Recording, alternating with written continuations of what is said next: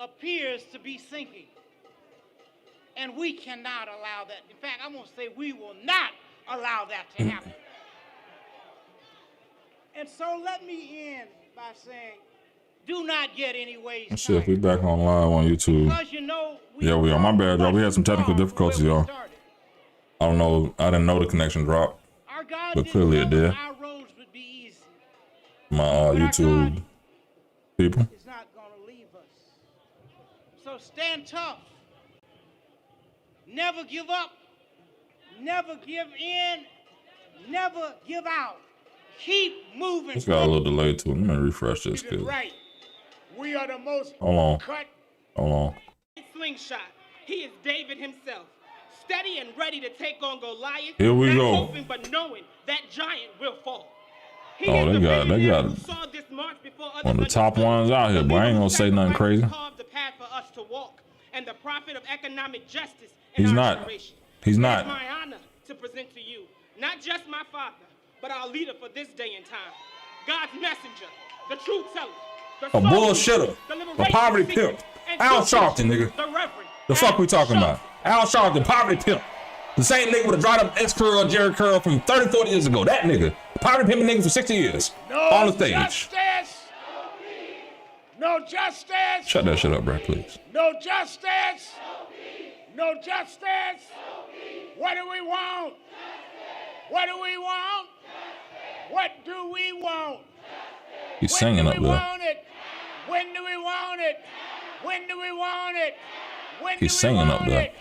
We won't go back.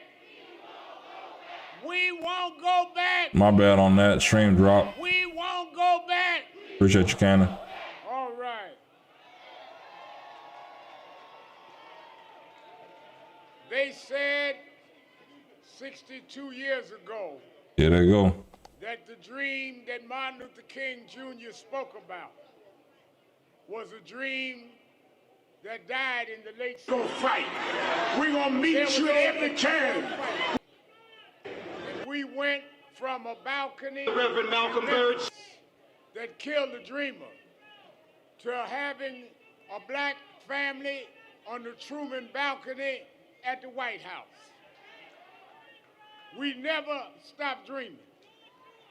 I'm gonna switch this over real quick because there's a better stream, I'll say. Quality. We made backtracks on. What do we want? What do we want? When do we want it? When do we want it? When do we want it? When do we want it? We won't go back. We won't go back. What is Al talking about, man? We won't go back. We won't go back. All right. It's nothing but chance, bro. And I'm not against people getting together and saying their piece, but it gets old at 60 years, bro. That's what I'm saying. The dream that Martin Luther King Jr. spoke about was a dream that died in the late 60s. But there were those that kept on fighting. And we went from a balcony in Memphis that killed the dreamer to having a black family on the Truman balcony. Hey, Cannon, I appreciate that, man. Really do. Really do. Thank you. I appreciate the support. Thank you. But now that we have Thank you. I appreciate the love, man. One that wants to cut the I'm humbled by it. rate for the rich and have cuts in Medicaid and SNAP pay for it. Why do we come to Wall Street? Since you have benefited from Trump, we come to tell you your benefit days are numbered. We're not going back. What? What? You said, well, we have a couple of hundred people. We were blocks long, thousands marched. We marched towards your offices because we know your address. But you couldn't get in. March and keep coming to you until we turn the economic inequality in this country around. Wait, Al, wait a minute. Wait, I gotta pause Al Sharpton for a second now. Hold on now. Let me tell you something. Let me tell you something. How you marching outside these people building talking about something, you gonna do this and all this, all the rest of this, bruh. You can't get back lobby security. You bring 100 people up there. Your ass still ain't getting in the building. So what are we even talking about, Al? You outside protesting what? It's not gonna change shit. Unless you on those earnings calls. How about that? The fact of the matter is the first thing traded on Wall Street was black bodies. That's true. I'll give you that. The largest two ports for slave trade in America was Charleston, South Carolina, and Wall Street, New York. What about New Orleans? Up right in this area. What about New Orleans? Sold us like a bar of soap. Sold us like we were some inhuman particle. But we come back the children of our ancestors. Okay. We come back ready to vote, ready to spend our Let's dollars. go. We're not slaves anymore. That's right. American descendants of slaves. From the slave market, Donald Trump, get ready for the fight of your life. That's right. Well, look at these. This is some foundational black American stuff right here. American descendants of slaves. This isn't for every other black person in the world. This is for the people that's going to follow the poverty pimp that's been preaching the same pulpit bullshit for 60 years. Can't get you out of those jobs that you hate. Can't get the quality education in your neighborhood. Can't even get the businesses to open in your neighborhood. Because you know what? The most grocery stores and like a Trader Joe's, Al Sharpton still can't get a Trader Joe in a black neighborhood. Why is that, Al?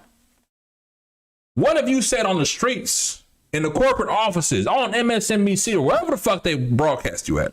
What have you said to corporate offices to say, hey, why don't you open up a Trader Joe's in the black community so that they can get bananas for 19 cents and don't have to drive maybe 45 minutes, maybe an hour, maybe 30 minutes across town to get quality fruit and vegetables and food?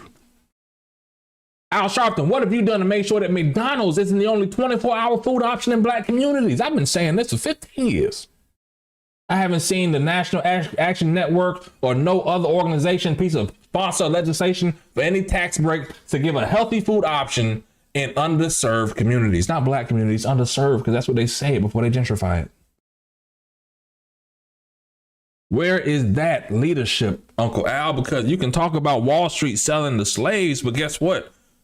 There's a school in Charleston, South Carolina right now where the black kids don't know how to read. Where they would rather do some shit in the streets rather than go learn or worry about the economic development or the American dream that you preach about. They don't even care that Wall Street had slaves or that slaves were moving through Charleston. They know they weren't a slave. And they're not living with that. So what are you saying to them? Not a damn thing that relates. Because guess what? For 40 of your 60 years, you haven't done shit to help people for real. You just been poverty pimping this narrative, bruh. So guess what? It's time for your old ass to move the fuck out the way, bruh. Because why the fuck are you marching on Wall Street when you don't even know how to trade a fucking stock option? Your fucking suit probably costs more than all the kids in fucking Harlem total lunch they had this year. Think about that shit.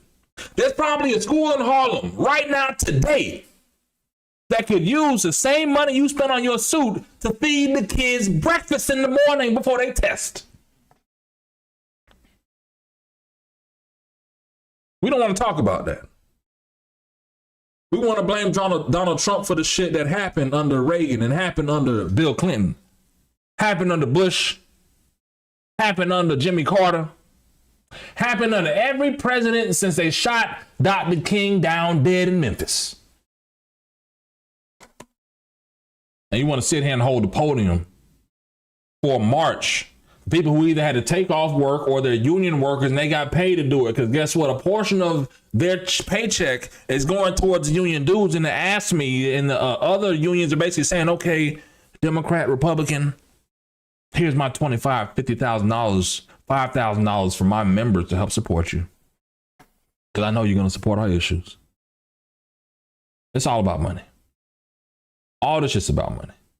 And the fact of the matter is, you can't teach people how to make money. You're not teaching people how to get out of the poverty that the black people have been in this country since the inception of it. However, You want people, and for some reason, you pimp people to believing that you are the solution, sir. You are not. You've never been. Your time is up, like your fat days. Please wither into fucking outer space for all the fuck we care. Because honestly, you and Tariq Nasheed and Roland Martin and even Dr. Michael Eric Thesaurus Dyson, y'all the problem with Black America, man.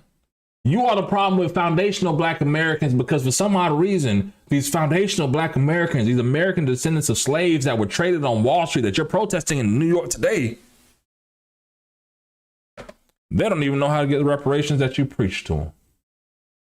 They don't even know how to get an amendment passed on a piece of legislation, a moving bill. They don't know shit, because all it is about the money. And I hate it for Black people, because some Black folks are going to sit here, run their blood pressure up and think that Al Sharpton actually did some shit. That Jamal Bryant did some shit with Target when Target's numbers been going down since January 2023. People don't want to be real with themselves, man.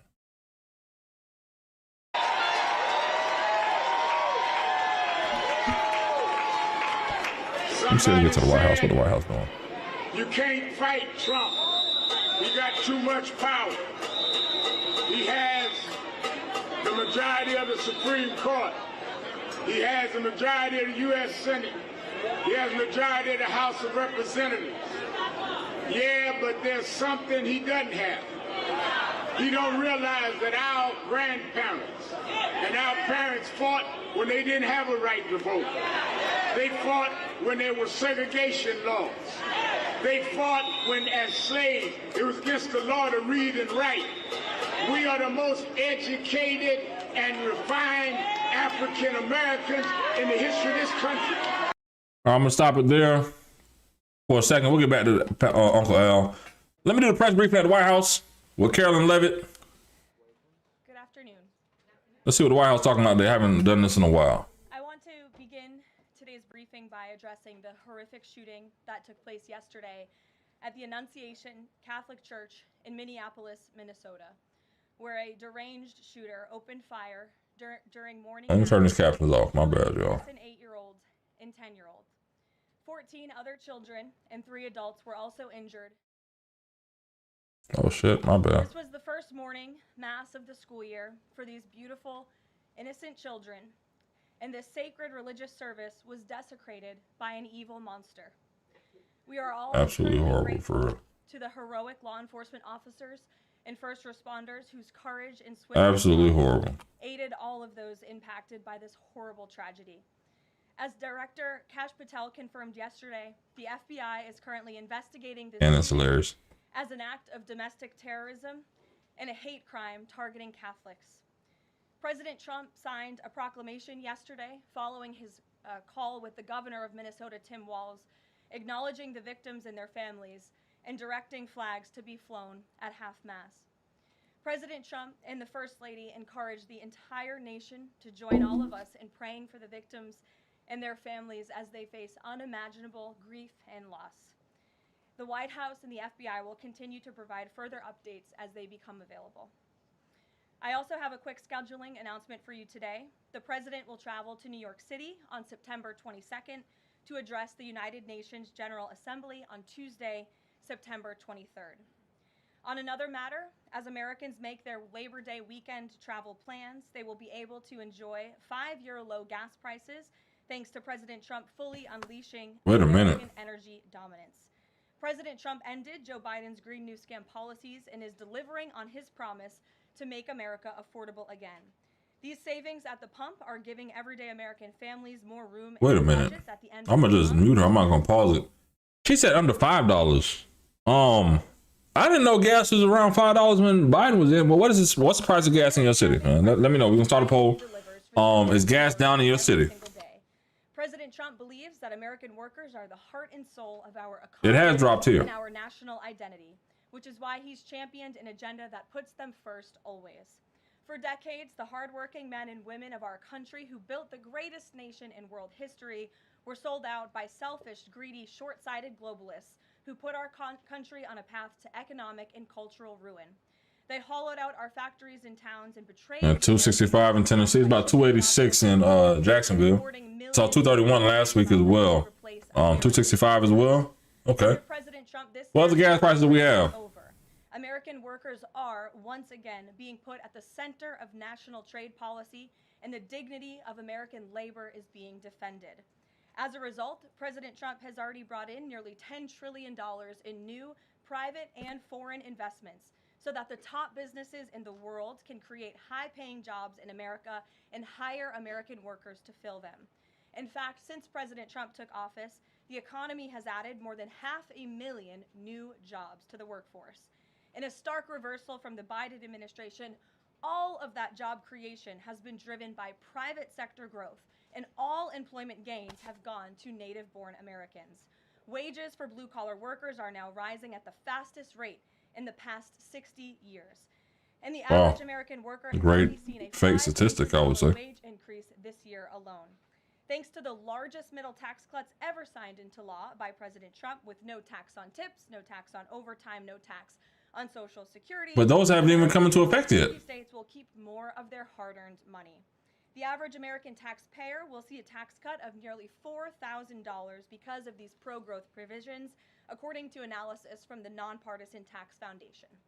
In other news, President Trump continues to deliver on his promise to restore law and order to our nation's capital. There we go. Since President Trump's intervention, there have been more than 1,283 arrests right here in the District of Columbia. That's crazy. Total crime in D.C. is down 19%, and violent crime is down 30%.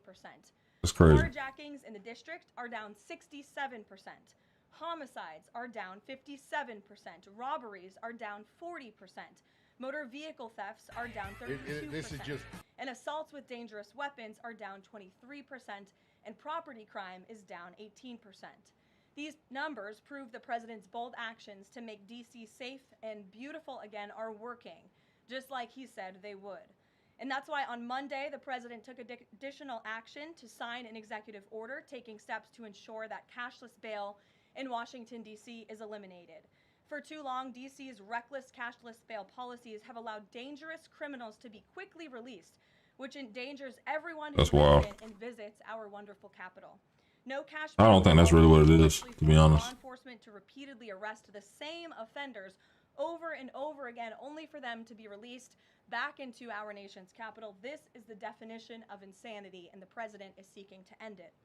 He also signed a separate executive order addressing the crime emergency in D.C. by instructing the National Park Service to hire additional United States Park Police officers to support public safety, and directing the U.S. Attorney's Office for D.C. to hire additional prosecutors to focus solely on violence and Mike, it is. So while liberal Democrats across the country continue to double down on their failed soft-on-crime approach, the American people, including local D.C. leadership, business owners, and residents, are rallying behind President Trump's crime crackdown. According to new polling, 81% of Americans say crime is a major problem in large cities across the country. And a clear majority of Americans believe the president's actions are justified and necessary to reduce crime in these cities. Okay, I can't answer that question for you. I'm sorry, Laura. A liquor store a half mile from the White House here, just down the street, is one of those Americans who are grateful for President Trump's public safety push. Indu recently told the New York Post that her store was robbed so many times that they had to spend exorbitant sums of money on security, jeopardizing her family's financial future. But thanks to President Trump's strong action, Indu said, quote, "All of my employees, including me, we feel much safer, and even our customers feel really happy when they walk into our store." And just yesterday, Washington, D.C. Mayor Muriel Bowser credited President Trump for surging federal law enforcement personnel and said neighborhoods, quote, "feel and are much safer." We thank Mayor Bowser. I actually want to pull that up next. We're going to watch that next. To help us make D.C. safe and beautiful. This entire effort has vindicated what President Trump and law and order advocates have been saying for years. And this is our message to Americans in Democrat-run cities nationwide. Decline is a choice. You don't have to live in constant fear of being robbed, raped, or murdered. Your leaders are lying to you, and they have been failing you for decades. The President Trump approach of upholding law and order by letting our brave men and women in blue actually do their jobs to aggressively fight crime works. In just a few weeks, President Trump has done more for DC residents than Democrats did in 50 years. And this can be replicated in other crime-ridden cities across the nation.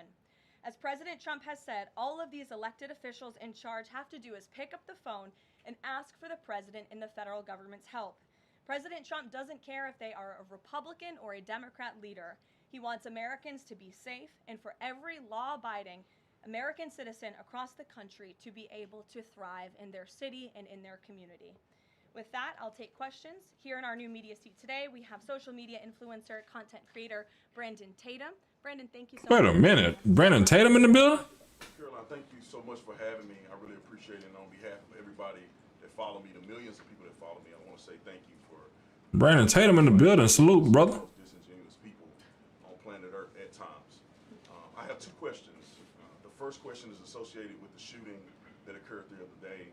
And I want to ask the question of, we know that it's not a gun thing. Any rational person knows it's not a gun thing. We know it's a mental health issue. So I want to know from you, what is President Trump and the White House going to do to address mental health issues around the country associated with these shootings? And the second thing is Chicago. You know, anybody with, and I say with a connected brainstem, knows that Chicago's crime is out of control. And young black men are getting killed, laying dead in the middle of the streets every single day in Chicago. No president has addressed any of these issues. And so what is the White House going to do to address issues in their capacity to deal with the conflict and violence in Chicago? Sure. Well, to your first question about this shooting in Minnesota, right now, the administration is focused on helping the people of Minnesota. It's been less than a day, of course, since this tragedy happened. We have federal law enforcement on the ground assisting local law enforcement. This investigation is ongoing. There's still a lot of facts to understand about these circumstances. And so we're going to continue to do that. As for Chicago and cracking down on crime, it is a priority of this administration to ensure that American cities are safe again. And I'm so glad that you brought up the crime in Chicago, because we've been seeing the governor of Illinois parading out there saying that there's nothing wrong with Chicago. It's a great place to live. There's no crime there. He doesn't need President Trump's help. Well, I think the residents of Chicago beg to differ, and the statistics beg to differ. And I'll just share a few of those statistics with all of you. For 13 consecutive years, Chicago has had the most murders of any U.S. city. This is J.B. Pritzker's legacy, by the way. For 7 consecutive years, Chicago has had the highest murder rate among U.S. cities with more than 1 million people. In 2024, just last year, Chicago's murder rate per capita was 3 times higher than Los Angeles and nearly 5 times higher than New York City. That's more than double the murder rate in Islamabad and nearly 15 times more than Delhi. Out of Chicago's 147,899 reported crimes this year, that's how many crimes have been reported in Chicago since January 1st. There have only been arrests in 16% of them. These numbers are unacceptable. There have been more illegal guns recovered in Chicago than in New York City and Los Angeles combined. The number of reported Memphis is bad. Don't get it twisted. Was more than double the number in 2021. And Chicago has also, just like DC, come under scrutiny over discrepancies in its homicide data reporting. So as bad as these numbers are, perhaps they are even worse. And this is. And I won't even hold you. I seen the gay Tupac documentary on Netflix. And if you don't know, Jesse Smollett, whatever you want to say, Journey's brother, right? If you don't remember, he went in the subway at 2 a.m, got attacked by 2 white MAGA supporters with some bleach, put a noose around his neck, say, hey, aren't you the F guy from Empire? Hey, it's MAGA country. Then he got attacked. No real bruises. Then, police investigated. The documentary's kind of good, but to the point of it is, they brought up a fact of people don't trust Chicago PD because they paint the narrative in their favor. So there is a point of some of the crime data. I forget the young man's name, please excuse me. He was shot 16 times by the police, and it was kind of covered up, or it was covered up by Chicago PD before the Juicy Smollett gay Tupac incident happened. And if you don't remember, it really ruined Black History Month for what it was. And the Netflix documentary is really good, but there are issues with Chicago's PD. And that was highlighted in the documentary. That was really the point I was trying to make. I don't agree with the National Guard going to Chicago, but in some cities, maybe. You never know. But O Block, I don't think the National Guard ready for O Block or whatever block. in any city. Third ward, first ward in New Orleans. I don't think they're ready. Period. This is Governor Pritzker's legacy. He should put politics aside. He should pick up the phone and call this president, who would be more than happy to do right by law-abiding American residents in the city of Chicago, and we hope that he will. Gabe, and thanks for being here, Brandon. Gabe. Carolyn, thank you so much. First on the firing of the CDC director. First, Sure. Yeah, I'll adjust that because they wasn't moving the camera. The White House said that she did not align with the president's agenda. Dr. Menard's attorneys say that she refused to rubber stamp unscientific, reckless directives and fire dedicated health experts. I'm trying to turn it up. He's asking questions real low. Look, what I will say about this individual is that her lawyer's statement made it abundantly clear themselves that she was not aligned with the president's mission to make America healthy again. And the secretary asked her to resign. She said she would, and then she said she wouldn't, so the president fired her, which he has every right to do. It was President Trump who was overwhelmingly reelected on November 5th. This woman has never received a vote in her life, and the president has the authority to fire those who are not aligned with his mission. A new replacement will be announced by either the president or the secretary very soon. And the president and Secretary Kennedy are committed to restoring trust and transparency and credibility to the CDC by ensuring their leadership and their decisions. I didn't know the CDC lost trust. More accountable, strengthening our public health system, and restoring it to its core mission of protecting Americans from communicable diseases, investing in innovation to prevent, detect, and respond to future Hey, threats. Jim. That's the mission of the CDC, and we're going to make sure that folks that are in positions of leadership there are aligned with that mission. And briefly on another topic, alligator Alcatraz. Last week, a judge on an environmental concerns lawsuit said that the administration had 60 days to wind down operations there, state officials did. Now, the administration has not been shy in fighting back against what it calls activist judges, but why is it backing down this time? We're not backing down. We've always said that we are going to continue to fight in the court of law for what's right, because we know that what this administration is doing with respect to all policy, but also immigration policy, is above the books, and we're abiding by our nation's immigration laws. And we think it's despicable that an activist judge has inserted themselves in this migrant detention facility to the point where DHS is now having to relocate these illegal immigrants to other detention facilities around the country. That is an unnecessary burden on the Department of Homeland Security and these agents who should be removing these criminals from our community. That's what the American people elected this president to do. So we've always maintained, Gabe, we're going to comply with court orders, but we're also going to fight back on them on the merits of the law. And DHS is in compliance while we disagree with this decision, and we'll continue to fight it in court. Let's go to... Hey, Go ahead. Thanks so much. So just following up on the CDC firing. Sure. Are you anticipating other... Man, no real diversity in that press room.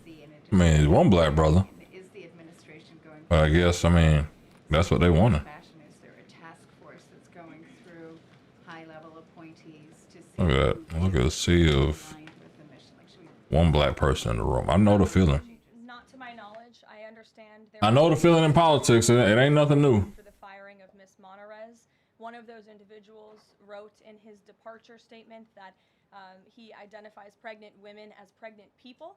So that's not someone who we want in this administration anyway. So if people are not aligned with the president's vision and the secretary's vision to make our country healthy again, then Me in this poll, 67% of y'all, 82 votes said that gas is not down in your city. The military deployment that President Trump has sent to the Caribbean Sea close to the shores with Venezuela is massive. It's much more that is needed to simply counter narcotics operations. Is President Trump considering launching military strikes to military installments or facilities in Venezuelan soil? I won't get ahead of the president with respect to any military action or questions about that ever. But what I will tell you is that many Caribbean nations and many nations in the region have applauded the administration's counter-drug operations and efforts, and the president is prepared to use every element of American power to stop drugs from flooding into our country and to bring those responsible to justice. And as I've said from this podium before, the Maduro regime is not the legitimate government of Venezuela. It is a narco-terror cartel. Maduro is not a legitimate president. He is a fugitive head of this drug cartel. He has been indicted in the United States for trafficking drugs into our country, and it is the utmost responsibility of this president and this administration to prevent the illicit flow of drugs into our country and to protect citizens from those deadly poisons. Reagan. Thanks, Caroline. I have two questions for you. Sure. Democrats, including former White House Press Secretary Jen Psaki and Minneapolis Mayor Jacob Frey, attacked prayer and pushed gun control in the aftermath of yesterday's shooting. What's the White House's response to their comments? Yes, I saw the comments of my predecessor, Ms. Psaki, and frankly, I think they're incredibly insensitive and disrespectful to the tens of this is kind of boring. Faith across this country who believe. I'd rather have Trump on. Let me go back to Al Sharpton. Let's see what Sharpton was talking about. I know this clearly ended. We could fight when we had nothing. We can fight with what we got now. Some say, well, Reverend Al, use this strategy, use that. It reminds me of Saul in the Bible. There we go. After they thought David wasn't fit to fight. David was just a shepherd boy. David had never been to boot camp. David had never been military trained. When they finally said, all right, he keeps insisting to fight, let him fight. Saul said, well, use my sword and use my shield and use my helmet. David said, no, I don't need your stuff. I got a slingshot and a few smooth stones. Trump, don't let the folk around you tell you what we gonna fight you with. We come to Wall Street without slingshots. You don't know how we gonna fight. We gonna meet you at every turn. We gonna meet you at every ballot box. We gonna meet you at every time you take No, I don't know he's lying now because he know that black people and Democrats are the hardest people to go out to vote, man. And we gonna close down where we're rejected. Nah, baby. If you don't want diversity, inclusion, and economic inclusion in our policy, then you don't need diversity in our consumer dollar. You don't need inclusion on our shopping list. We will shop with who does business with us. We will here's the problem. With us. You go here, Al. With who stands with us. Right. And we're not afraid of Trump. We've been beating giants since David. You just one more giant we got to face. You right about that, Al, but I'm going to tell you this. Which black-owned insurance companies are these people going to stop paying Progressive, Geico, and the rest of these motherfuckers and go start paying them? Name them. Name the black cell phone company. Are they going to go to Figures Wireless and leave AT&T and leave Verizon and leave T-Mobile for the black-owned cell phone business? Yes, Freddie Figures, my man, Figures Wireless. Make sure you sign up with them. Uncle Al, what I'm trying to understand is, if you're going to Wall Street to tell Wall Street and the white corporations and the big businesses, the Fortune 500s and 200s and 100s, and say, hey, you know what? We're not going to spend the black dollar here because you're getting rid of DEI. We're just going to go to Costco. We're not going to Sam's and Walmart. How many black people are not going to Walmart today, Uncle Al? How they not going to go buy their milk and their diapers and what they need? Their toys, their tires, their fish food, their regular food. Uncle Al, you can go to Wall Street and tell these people anything the fuck you want. Guess what? There's not a black business out there that can offset us not spending money at Target or Walmart or Trader Joe's or Publix or Kroger's. There's not enough of us out there. So you talking about something, we're going to hold the black dollar back, but guess what? We're not organized like that. Let's be for real. In 60 years, you've been pushing this. 60 years, you're supposed to carry Dr. King's dream for 60 years. You've let the dream die on the vine, my brother. Because you would rather get in front of the camera and talk this bullshit instead of being real. I hate it here. So for real, I hate this shit.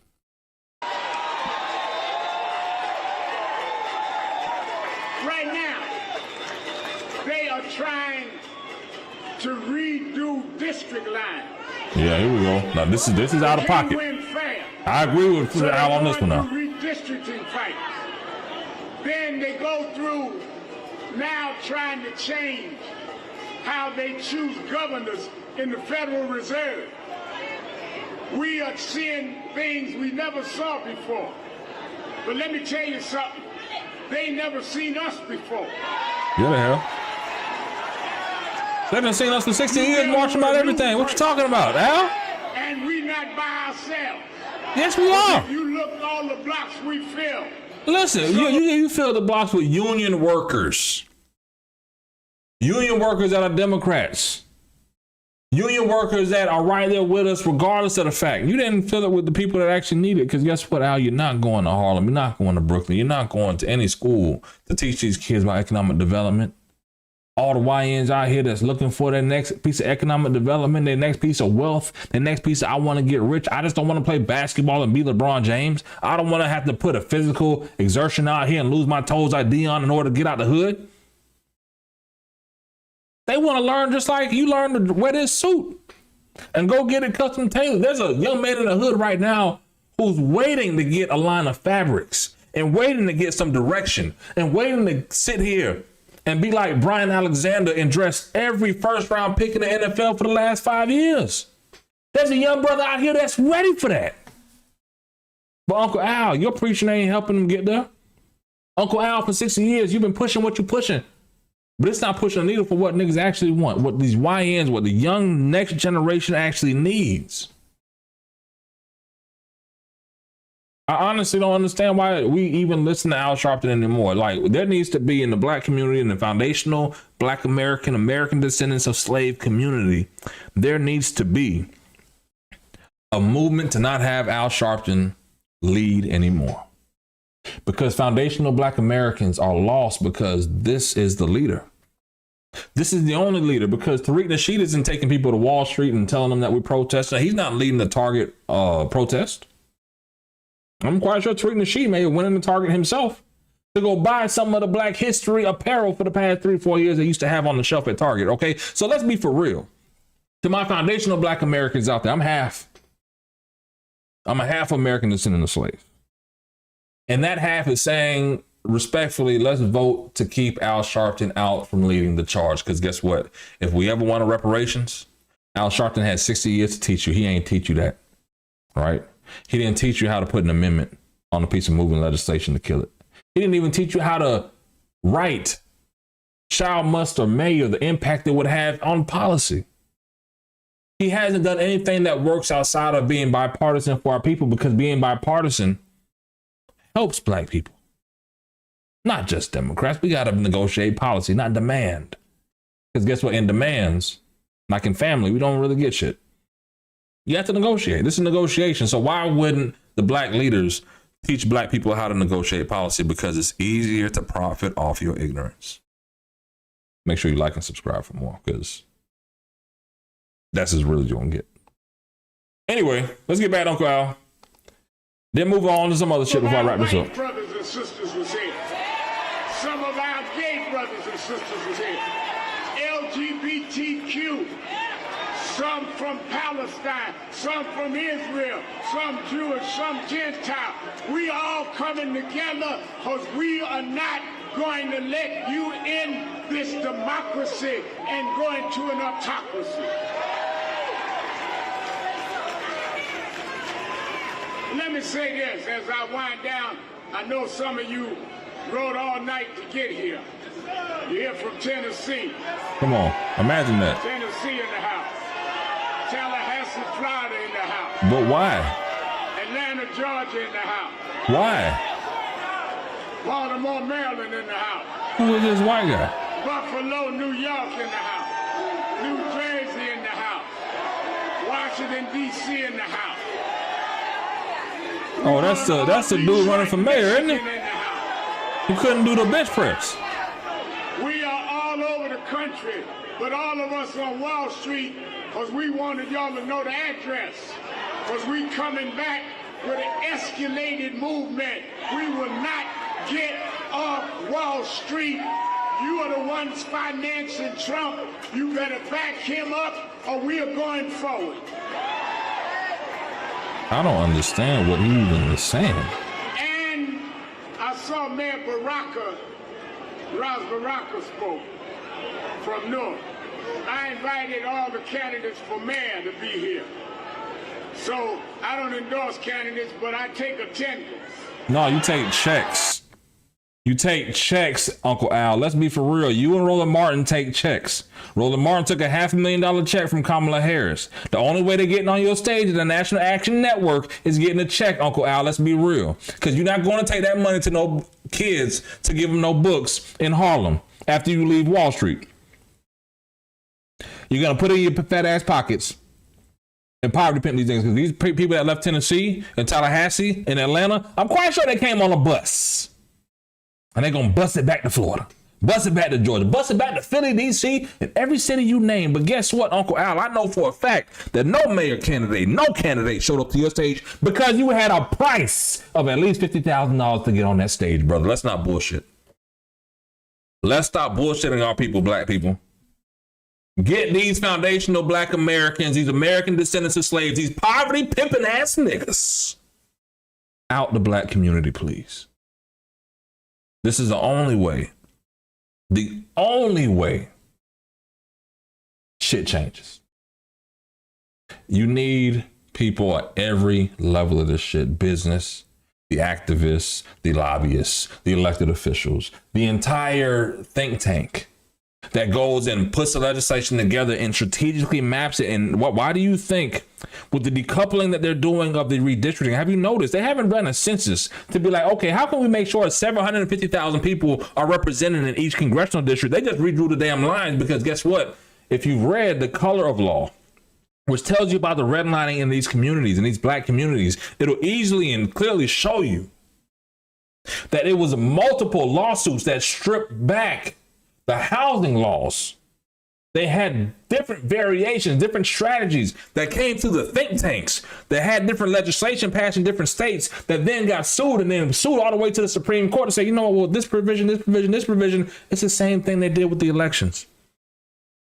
They basically said that you don't have to have a federal pre-clearance anymore because the old formula didn't relate. The formula from the 60s when Dr. King and them helped put it in the Voting Rights Act and all the white members of Congress got together and wrote the Voting Rights Act for black people, the Civil Rights Act of 1964 and the Civil Rights Act of 1965 and the Voting Rights Act and all these acts that the voting formula was out of date. And they removed the pre-clearance in 2013 and said, you know what? You don't have to come back to the federal government to redraw these districts. And that was just one case. And they had more. They had ones in Louisiana about how they drew their maps. Ones in Alabama about how they drew their maps. Ones in Florida about how they drew their maps. And each time the Supreme Court may have sided on one or the other that helped us get into a situation where Texas and Florida and California are not able to redraw because it says, you know what, you didn't say we had to have pre-clearance. So even though we used to have some racism in Inglewood, and Inglewood wasn't on that formula to my knowledge, but Texas, I believe, had some areas. Florida had some areas, but because we don't have to do a pre-clearance, we can redraw these maps any kind of way. Because another lawsuit said that if you consider race first, if you consider race when you're redrawing a district, that's not right. But the Supreme Court did say that, you know, it's okay for you to draw a district to favor your party. It can be partisan, but if you say racial, wait a minute. We can't have a black access, minority access seat. We can't call it that. We just have to draw it. And if most black people are here and they should be able to elect their people, it doesn't matter that 70% of the district is white Republican or maybe some mixed Republican. There's still a good predominant faction of black voters, black residents, black people here that can vote to elect. And if they don't show up, if they do show up, if the Republicans don't, whoever, they can elect. And we'll be there. And because the poverty pimps of Al Sharpton and the others haven't focused on the main issue, we've been lost. We've been lost in the sauce as black people because guess what? They told us everything. DEI. Women and men and women sports. The economy's good. You're not black if you don't vote for me. They've told us everything. But they didn't tell us, like, listen, we need to focus on this pre-clearance and getting a new formula in Congress and making sure that Republicans and Democrats and white people and black people and Hispanic people that are in Congress and AOC and the rest can focus on this. I don't want to hear Jasmine Crockett talk about Trump again. I want to talk about why the fuck did it go from 12 years? Understanding we have for 12 years, the Supreme Court removed the pre-clearance that all these former Dixiecrat Southern segregationist states don't have to have a federal pre-clearance 60 years after, 50 at the time, after Dr. King's dream and legacy was on the line. This is what Dr. King fought for. And Al Sharpton, Ben Crump, Dr. Michael Thesaurus Eric Dyson, and who the fuck ever else has been leading the charge for the last 60 years is the problem here. That's the reality that people don't want to face. The reality of the problem is the leaders that we've had have distracted us with bullshit left and right. You know, they're banning African-American history in Florida. You know, we still haven't dealt with the pre-clearance. You know that they're removing AP African-American histories from being studied in Florida. We still haven't dealt with the pre-clearance. Do you know that in 2016, if they elect Donald Trump, we're going to have to roll back to slavery? You still haven't addressed the pre-clearance. Oh, Joe Biden's going to win. Biden's going to get America back. We have a black woman as vice president. We are making so much history. We're going to have all these black artists on the White House lawn. We still have not addressed the federal pre-clearance.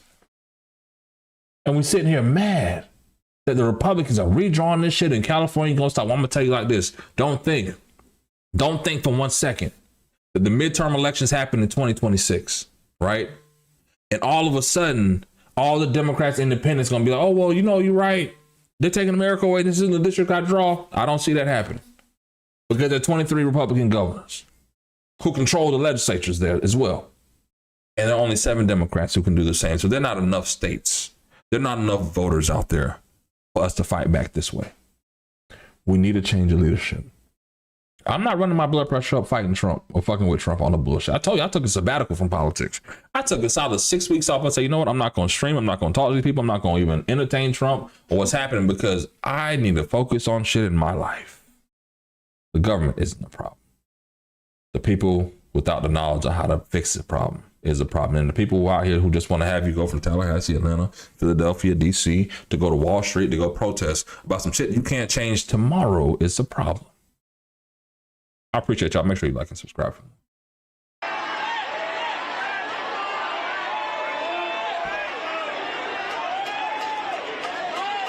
Let's hear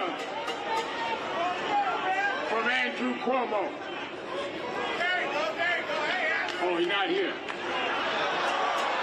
Let's hear from Eric Adams. Oh, wait. See, people did ask. I did see it. Let me stop real. Hold on. People asking about the pre-clearance in the chat. I didn't check the chat and I was on my shit. 1 second, y'all. I got too many pages open. So, for those in the chat who want to know, basically a pre-clearance was a formula that was used in the Civil Rights Act, essentially, that basically said in areas where segregation, sundown towns, where black people lived and they were segregated against from voting, where we had voting rights issues, right? Before the 60s in American history, that certain areas needed federal pre-clearance, federal approval before you redrew these districts, right? And because this was in law for so long, they're like, all right, cool. The issue ended up happening in some of these southern states. Don't quote me here, but it was a lawsuit that basically said, you know what? This is an old formula. We need something new, right? The Supreme Court in 2013 came back and said, and you can Google this, that the formula that was used in 1963 to determine how racist the community is and what needed to be done in the population, all those other things, it wasn't relevant to the time of today, 2013, 12 years ago, right? So because of that, the federal government basically said, Congress, you need to give us a new formula for us to review, put it in law, and go from there, right? Congress, the leaders, for 12 years, had put that to the back burner. They knew it was an issue. They knew it should have been a priority issue, but the priority issues end up being healthcare, education, jobs, right? And because we have to keep it in healthcare, education, jobs, healthcare, abortion, women's right to choose, of course, it's the only healthcare. It's never, to my sidebar here, it's never breast cancer screenings. Right, for my ladies in the chat, I'm quite sure your breast cancer screenings may run between $200 and $1,000 for the MRI and $200 and $1,000 for the ultrasound if they find a lump. And if you don't have the money, you may wait. You can go from stage 1 to stage 2 in that way while you try to save the money to go do economic development. That's what we're talking about, educating people, right? That's why we're here. But to the point, the pre-clearance was needed to make sure that the racist Southern Dixiecrats, Democrats, that they would draw the districts fair for minorities. That's what created the minority access seats. But now it was in the 60s. And realistically, it wasn't until the 90s, 92, 95, essentially, that more black people started going to Congress because a lot of the formula, a lot of the laws, the redistricting, politics takes time. You end up seeing a lot more black people get elected in the 90s.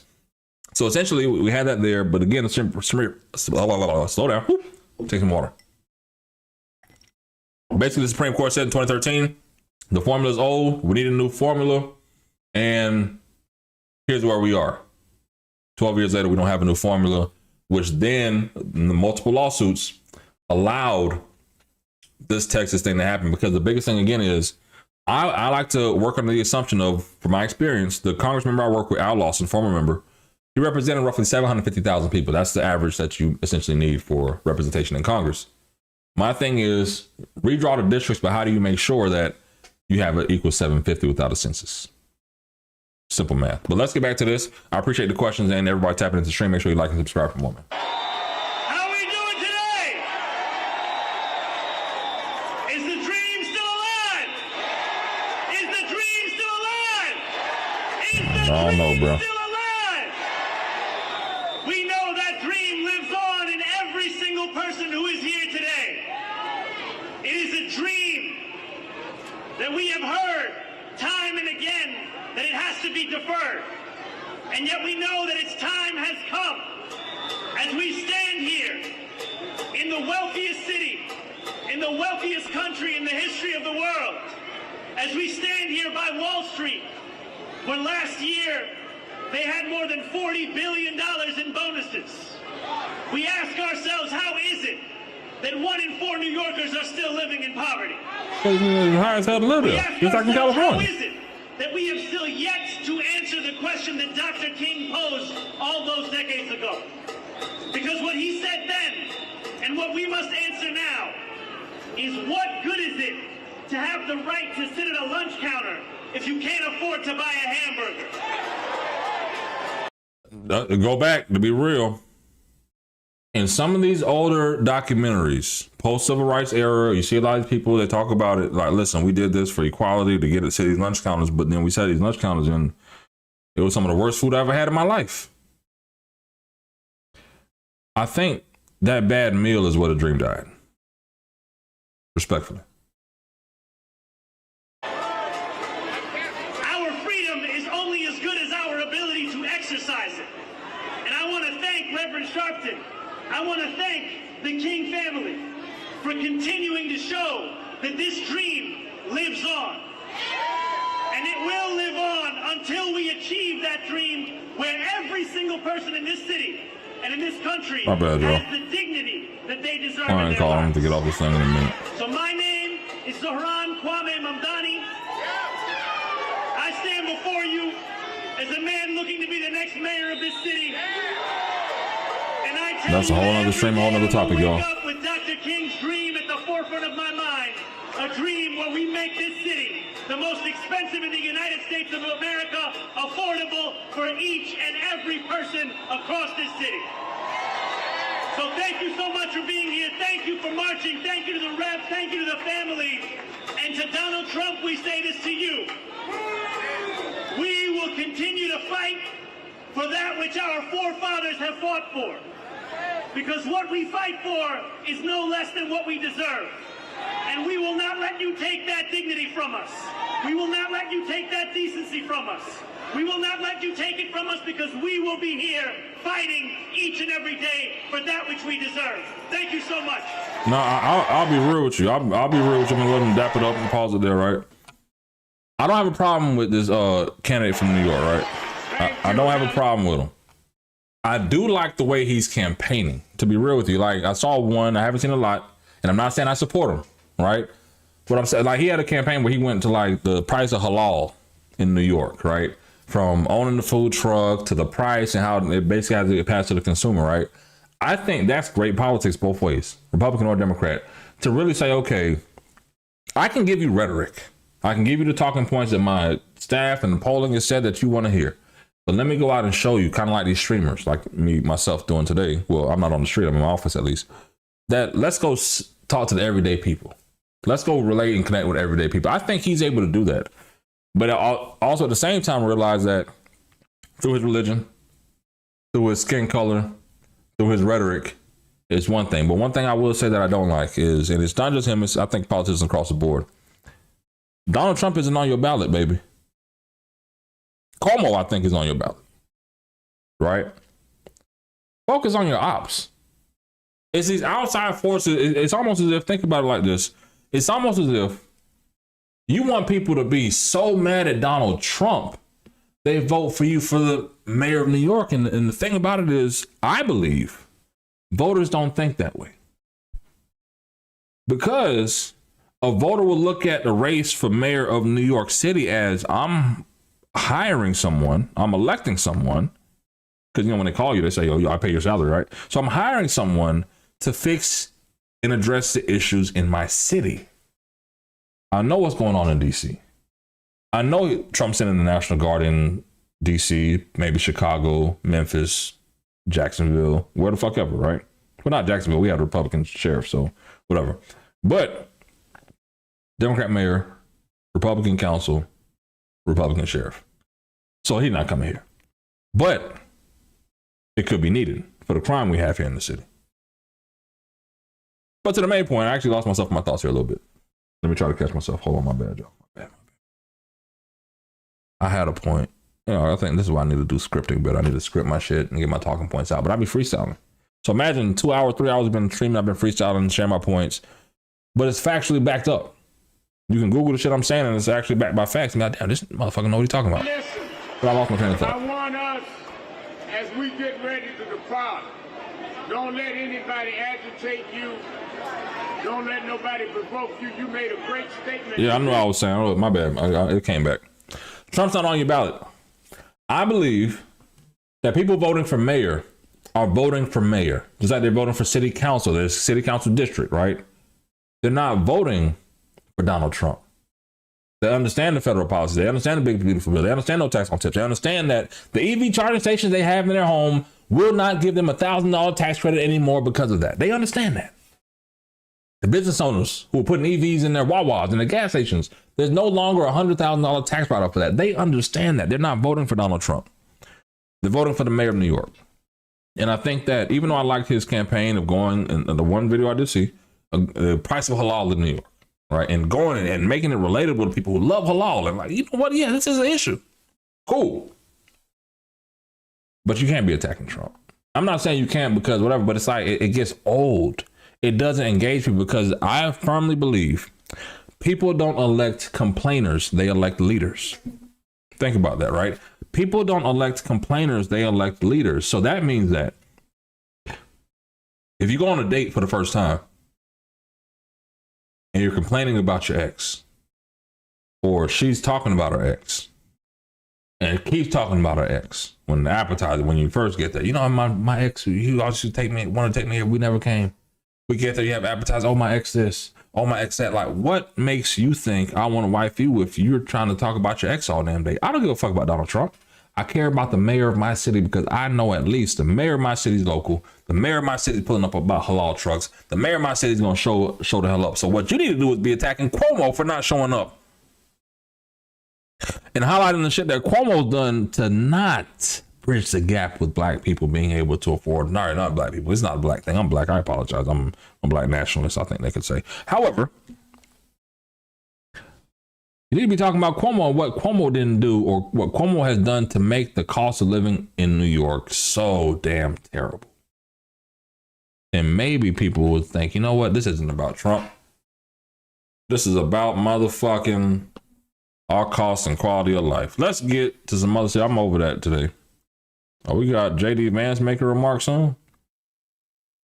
I'm gonna load that one up when JD's ready. Let me get another video on deck. I'm gonna check the chat now because y'all been talking up a storm. I appreciate y'all tapping in for real too.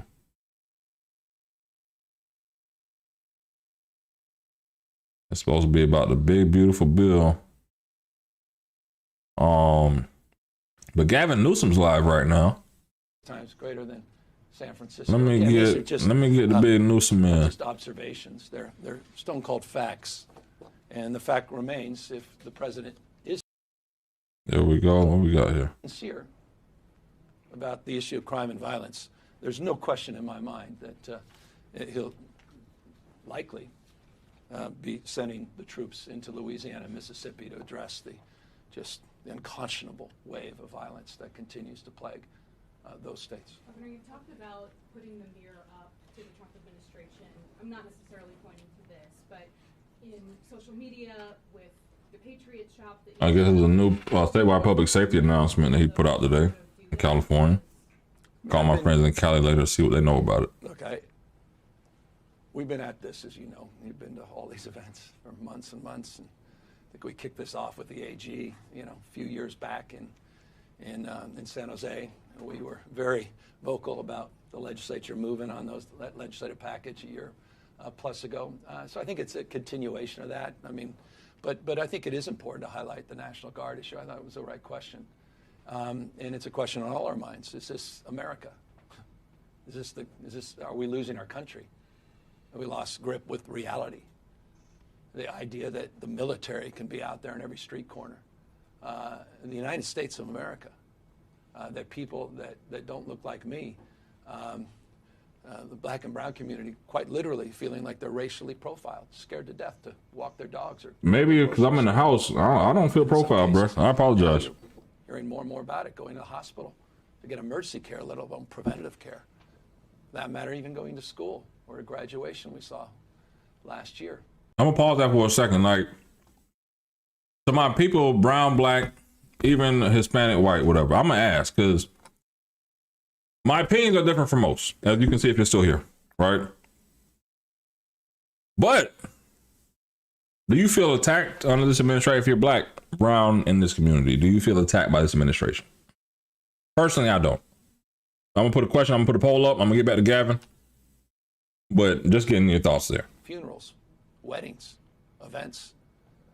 So, no, I think it's important to build on what we're doing, yes, to extend that narrative, to expand our successful programs, to acknowledge we have work to do, I'm not suggesting otherwise, but also acknowledge that this country needs to wake up to what's going on, and not just the authoritarian tendencies, but the authoritarian actions by this president. This cannot be normalized.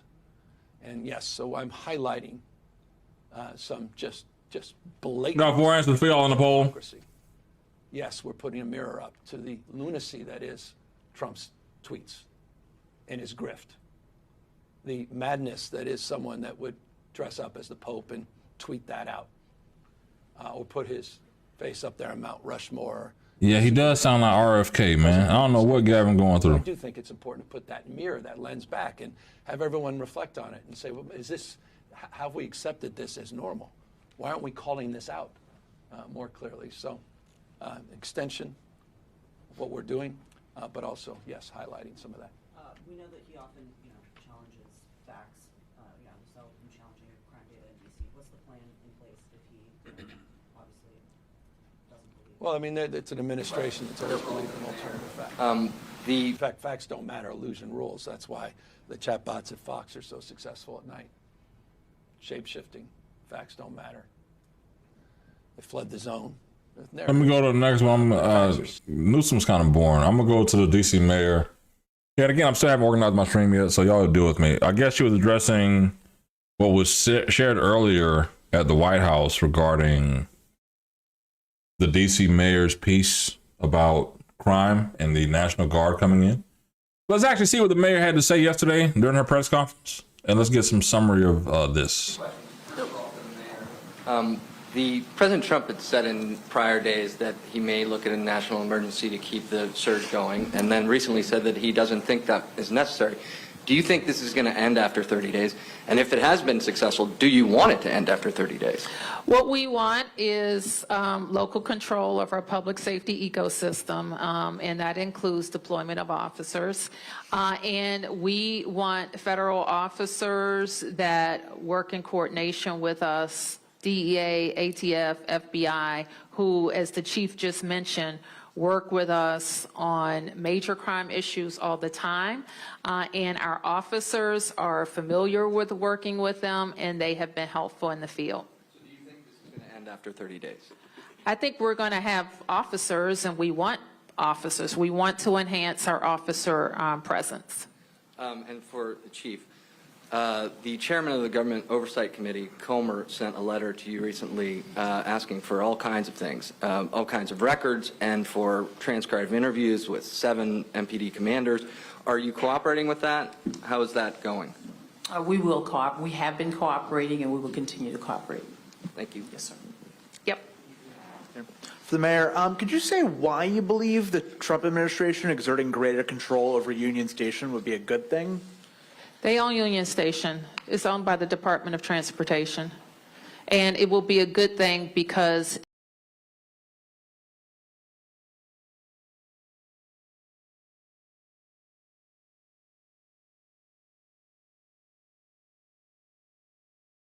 wow.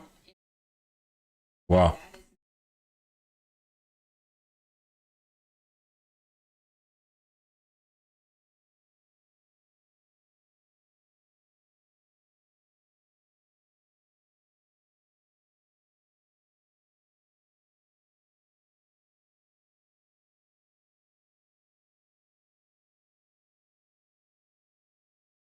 I don't see that as bad. I mean, I know the press around it may have said something more negative, to be real, but I think that if that's the case, then the media is going to spend it however it needs to. There's $12 billion or $8 billion of renovations, upgrades that need to be. Hey, how about you take this off our hands? If that was my mayor, remember the guy running in New York, he's not running against Trump, he's running against Cuomo and everyone else running for mayor of New York. If that's the mayor of my city, and you said, listen, yeah, we have problems here, but this is actually owned by the Department of Transportation. Yeah, they took it on Amtrak, but technically they own it. So they put it, hey, we've been leasing it to y'all for what it is.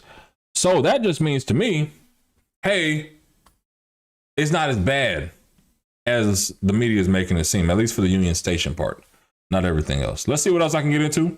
I haven't ate today, so I'm gonna have to go eat. But as you see, it's a lot out there. My man Wes Moore. We're gonna check out Wes Moore here. Let me pause it for a second. Get to good. Now, as you can kind of tell, I'm streaming, but I was having a hard time streaming and getting quality content. So I'm trying to do like Penguin and XQC do and live stream my commentary. So when I dub down my video, it's easier to get the content. I'm not gonna get my points, all the other good stuff. So make sure you like and subscribe so you can see the final product of this. But let me make sure you know what? Wait, it didn't flip over. I just realized my video didn't update. This about a bit. See, this is the second technical problem. Thank God I look back, bitch. That's crazy because I totally flipped off that screen and flipped somewhere totally else, and I flipped back to this and I don't see nothing. So let me change my sources. Is that the right source? It ain't even on the right video anymore.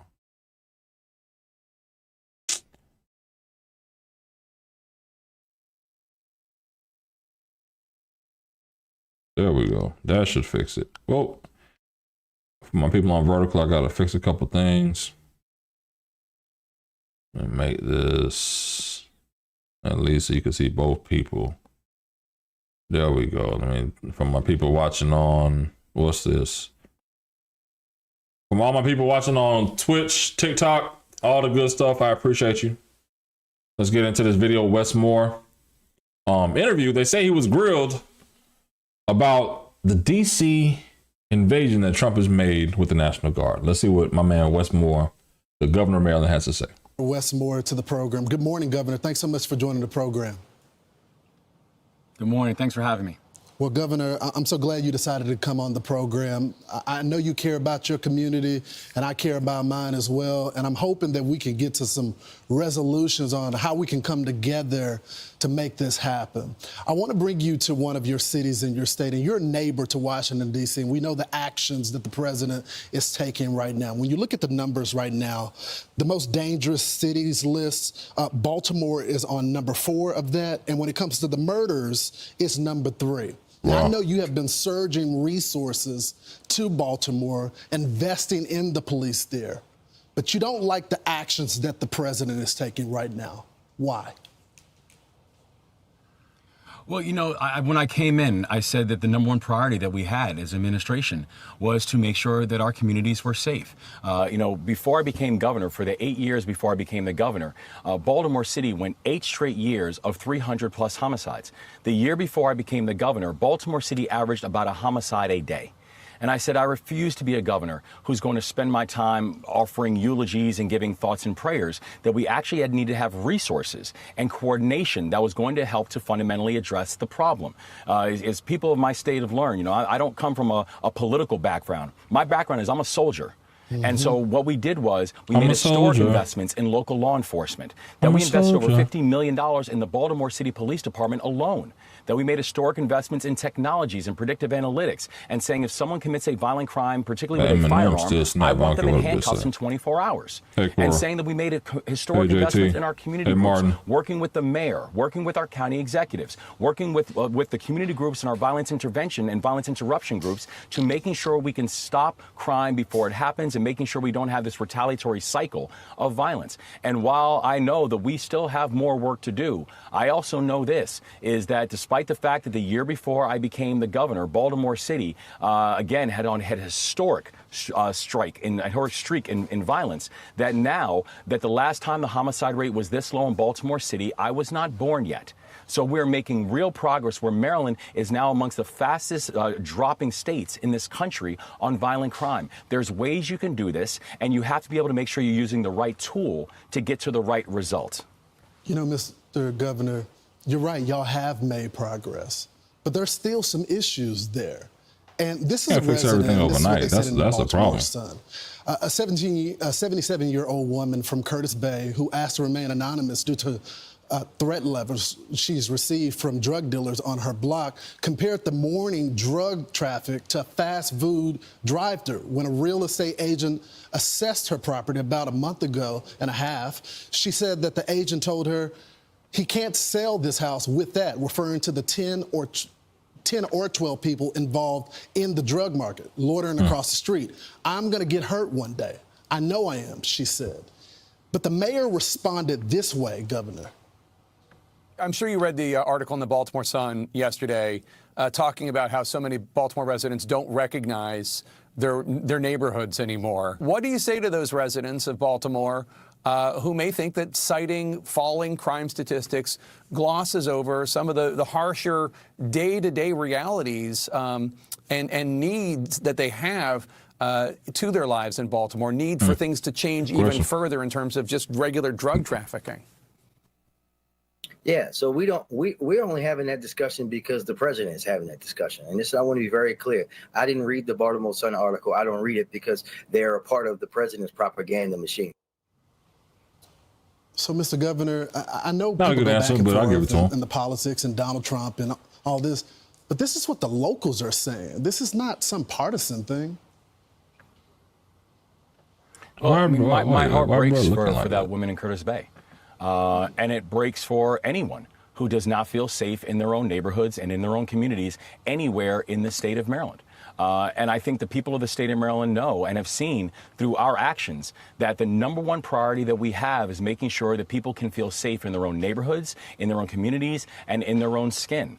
That we're making sure that people who commit crimes, that they are held accountable for the crimes that they commit, but also that we're improving better systems that are making sure that they are also accountable to actually focusing on rehabilitation and helping people get back into the community with a real pathway for long-term success. And so whether it's a person in Curtis Bay or whether it's a person in Catonsville, they know that their governor is prioritizing their safety. Pardon my interruption, Governor, but the people of D.C.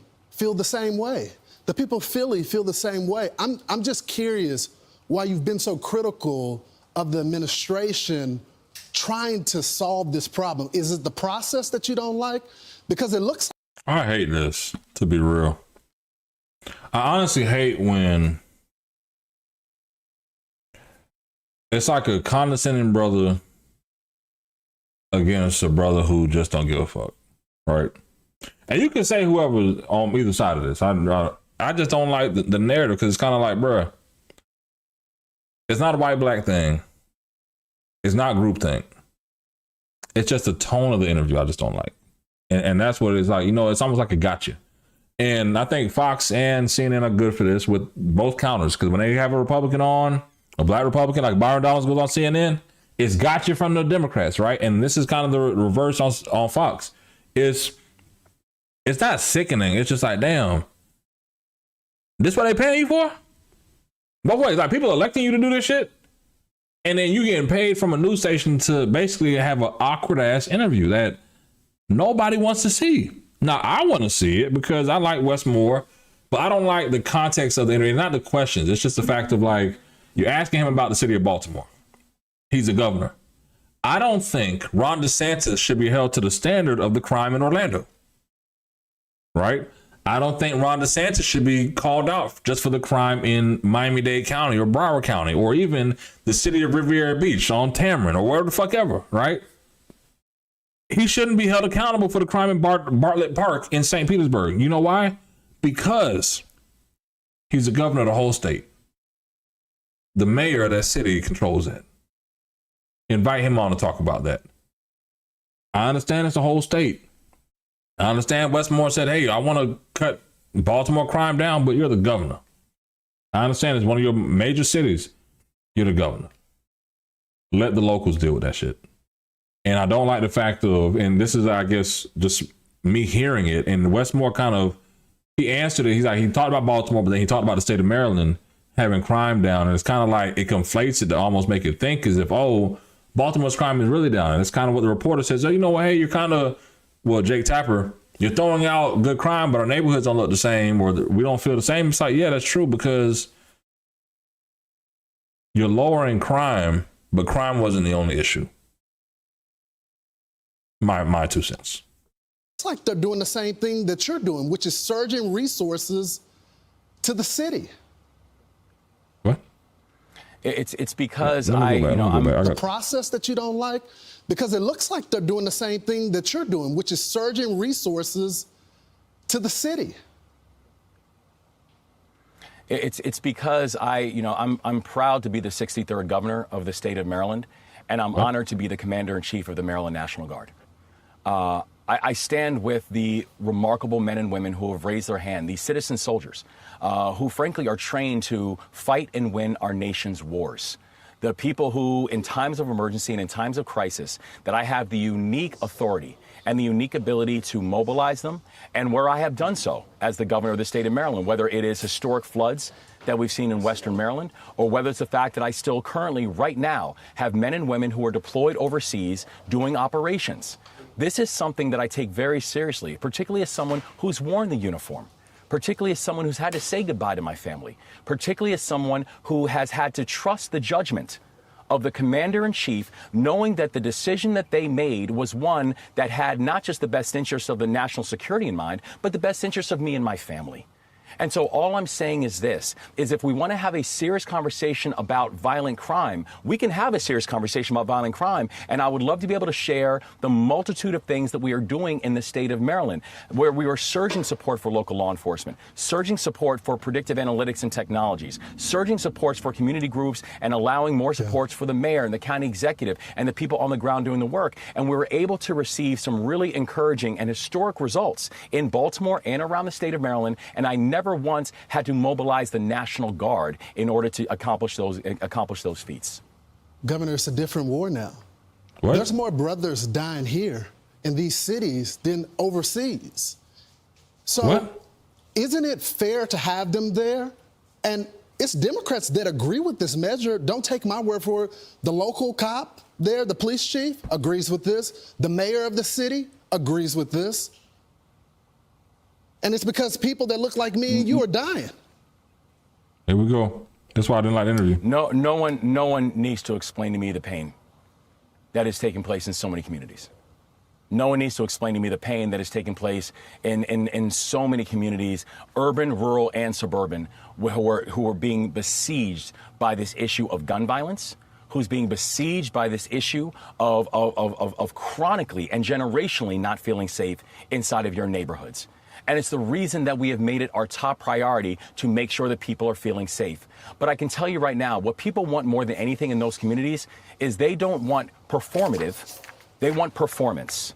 Right? They're not looking for someone to walk around with military fatigues and a big gun. They're looking for someone who actually understands how to make people feel safe and how to make people actually safe in their communities. Our National Guards are not trained for this. I'm very specific about my role as Commander-in-Chief of the Maryland National Guard, and we know the missions that they are trained for, and municipal policing is not one of them. So I'll tell you and so this. if we want to be serious about making people safe, let's actually do the things that make people safe. I'm well over time, Governor. I'll do two things. I would ask you, this is going to be only for 30 days until Congress gets involved. So let's see the results. If the results are true, then we stay with it. But I would also ask you, can I come to Baltimore with you?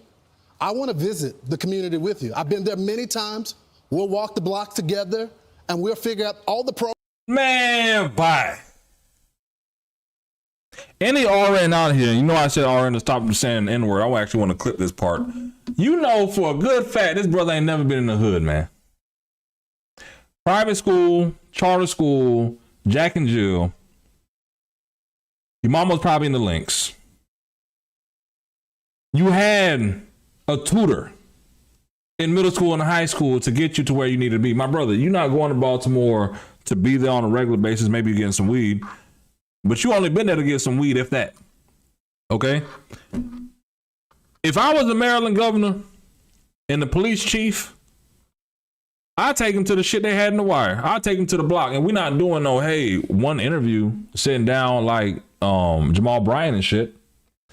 No, we're going to sleep for 7 days in the hood. Let's go where they killing motherfuckers, where they serving the drugs. Let's go get an apartment. Let's put you in there with your cameras, live streaming, like they're doing Mafia-thon, Mafia 3, Kaisenet doing. Have this bro do it for 7 days, live stream in the hood, and let's see how it is in the hood for real. And see if he doesn't have, respectfully, some white people in the hood, some Hispanic people, and some black people, all colored in together. And I bet he has a better sense of compassion when he leaves there after a week. He'll get to know and connect with some people. And then understand that, you know what, damn, I can't just go on Fox News and preach this bullshit without actually living it. Because it's easy to throw stones from the other side of the gate. He's never been in the hood. Programs that you have suggested, I would love to meet all of them. But I also want to see the metrics as well. It's not that, real bro, it's not that he's not black because he's not from the hood. I'm not saying that at all. What I'm saying is he did not grow up in that environment. So the what he's portraying, what's happening in Baltimore, what he's portraying to his audience on Fox News about the crime and everything, he would love to go down there. He hasn't been there to understand it. So in order to understand it, I'm not saying he's not black. He's black. But he didn't grow up in that environment. He may have grew up in the suburbs, not the hood, not where people are on Section 8. That's what I'm saying. In that Section 8, you're going to have white, black, and everything else. Hispanic as well. That's what I'm saying. But I appreciate you trying to correct me. I want the impact to be there, and I hope you'll take me up on that offer. I would be honored to take you up on that offer. We are walking our streets all over the state all the time. And I also know that when you look at this, the cost of this National Guard, Real quick, Mike. Don't walk the hood with no politicians. Byron Donalds is a homie. Byron Donalds went to Philly. Byron Donalds was walking neighborhoods with cameras around them and people in security. What I'm saying is, keep your cameras, lead the politicians, and show up and film. Get to know these communities that you're going on Fox News grilling the governor about. That's what I'm saying. I'm not questioning his blackness. What I'm questioning is his ability to relate with the people in this community and then go on Fox News on a national network and be able to relate and not just say, as black people, as melanated people, we're scared, we're this, we're that, whatever. relate.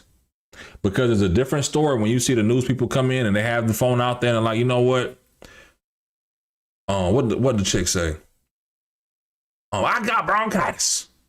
I almost, I got bronchitis. There's something authentic about that, right? There's something, Anton Dodson, when they broke in his house, right? Hide your kids, hide your wife, right? There's something unique and authentic about that, even though it's a news conference. But I think if he goes into Baltimore and goes and talks to those people and goes relates to those people like, you know what, here's what they're going through, he will be able to better relate that story to his audience. And I'm not saying have some sympathy for him, but just have an understandable opinion or view on what he's broadcasting instead of just having a 30,000 foot view on the bullshit in Baltimore when I'm quite sure this brother isn't doing what he says he's doing. Deployment. My opinion. We also have to understand there's a real cost to it, not just a financial cost, but also an What Dallas opportunity gotta do cost. Because anything? when we have They're real hoods in Dallas, tragedies they're and rich, real wealthy parts disasters of that our Dallas. National Guard has to respond to, they're not going to be able to because they are currently doing municipal policing operations, and that's not right. I got to go, Governor, but there's a disaster happening right now. And we got to focus on the crisis right now. All right, brother. I'll see you soon. Governor, I appreciate the time. I like the way it ended. I did like the way the interview ended. I could be wrong about the guy. I'm assuming. But from the assumptions, I don't think this brother would be very well off in the hood that he's describing in Baltimore. My opinion. I could be dead wrong. If I'm wrong, let me know in the comments. I see some people saying, yeah, he interviewed the people living there, especially the elderly I watch. All right, Mike, I'm going to find that, and I'm going to correct myself, and I'm going to make sure I shoot some content to correct myself on that too, right? So if I'm wrong, I'm dead ass wrong, but I'm not focused on being wrong. Seniors, I'll say that because you all look pretty. I'll at least accept me being wrong and then move You on. know anybody How that's about on that? Social Security? 1.1 million. I'm judging the book by its cover. 'Cause I like Westmore, and I'm a Westmore fan. My homegirl PK works for Westmore, so I'm a little biased. I will say that. I'll be real with my community, real with my people. I'm biased with my affinity towards Westmore. I'm not homosexual. I'm not bisexual. I'm bipartisan, right? But I have a homegirl PK that works for the government. So I want to see my friends do well. Like I said, my friend Vince worked with Joe Biden. My other homie worked with Kamala Harris. I want to see them do well. So yes, I have an affinity towards Westmore. So if you attack me or feel attacked, I'm anti-journalist. So respect that. And I'm quite sure if you had a friend and you support a friend, like, you know what? I'm rah LeBron James. I'm with D Wade. I'm with the Lakers right now, whatever. If you that kind of person, you rolling with them. That's how I am. So I'm rolling with Westmore to otherwise. But I'm biased. I'll say that. I'll be real. I'm biased towards that and keeping it real. My dog non-tactical game. And now listen, I'm going to have a quick sidebar. Make sure you go follow my dog more non-tactical because we were playing the game Ready or Not. And my bro wasn't ready. I'm going to put it out there, Ty. You wasn't ready, dog. You wasn't ready, dog. Because when you build it in America, when it's made in America, there are no tariffs.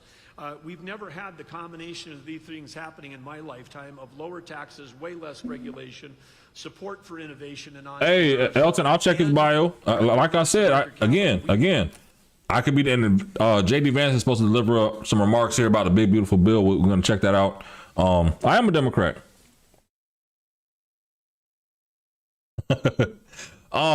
Regardless of it, again, I'm biased. I fuck with Westmore. Any politician I actually personally know that's real, I could have smoked with, drunk with, whatever, I vibe with him. But again, I fuck with Westmore because my homegirl works for him. She's high up in his staff. Shout out to PK, man. These are the policies that are going to restore the American dream for every American, and it's the Trump-Vance administration. I appreciate that, Mike. I appreciate that, Mike. You know, I'm going to call it, and again, if I'm dead ass wrong, I'm dead ass wrong. But at least I'm going to admit to being dead ass wrong. So I'm going to make sure I go watch the journalist a little more and learn more about him. And maybe I'll have a pre-clearance for my opinion next time. Scenic Riverway, not far away from here, Apostle National Islands up by the National Lakeshore and the Apostle Islands up by Bayfield where my cousins live. You know, if you're heading to do that, guess what? You're going to be paying the lowest gas prices in many, many years this weekend. But inflation adjusted, these are the lowest gas prices in decades. And so, again, thanks to President Trump for making. You know what? I'll be real with you. So, I'll be real with you. Let me full pace this for a second. I'm muted and paused, buddy. Hold on, I gotta get my scenes right. I have my vertical scene transition to get my scenes right. I don't have, where's my, this shit. It's like so much. I done messed up my sources. Where my vertical sources at? It was right there the whole time. Hold on, y'all. My bad. Full face. Listen, I think we've been streaming like 3-4 hours. I have some content I need to take off of this, but real quick, I need to eat. I would love to eat with y'all on stream, but I'm not gonna do it. So what I'm gonna do is I'm gonna guarantee I'm not gonna game tonight. I promise. Well, if I do, I'm gonna game early or game late, whatever. 9:30 tonight. Hold on. The fuck is that music coming from? Oh, JD Vance. So I guess we will be listening to JD after this, right? 9:30 tonight. We'll be back on the stream. So make sure if you haven't liked, subscribe. Make sure you like, subscribe, do the notification bell, tap in. I thought I was about to log off, but our Vice President JD Vance has just hit the stage. Let me flip back to the man. JD's hit the stage. Let's see what the Vice President has to say. Let's see if he runs the numbers up. Make sure you like and subscribe for more. We're live on Twitch as well today. Live on Twitch, live on TikTok. Thank you all, Wisconsin. It's great to be here. We have a great looking crowd here. Thank you all. Let's see what JD has to say, then we're going to sign off after that, y'all. Hopefully it's not too long. I'm going to get some more water. This is a sharp crew. Now, everybody behind me, I was told, volunteered to be there. And so you guys have to clap and cheer at everything that I say. And if not, we're going to have to kick you the hell out of here. And a couple of them actually, and I'm not going to call them out by name, but they were selected because they're some of the hardest working and best working people in this facility. And we just want to say we're proud of you guys, proud of what you do, and proud that the tradition of Wisconsin craftsmanship lives on in this great facility right here today.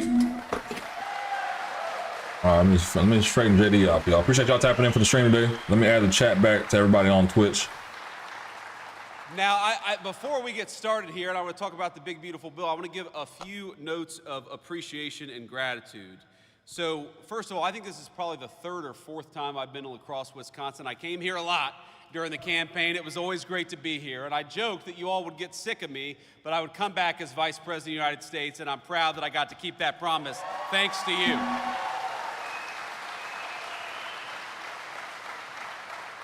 Hey, make sure you like and subscribe. So I want especially if you're enjoying the content. First time here on your boy, the Hip Hop Lobbyist.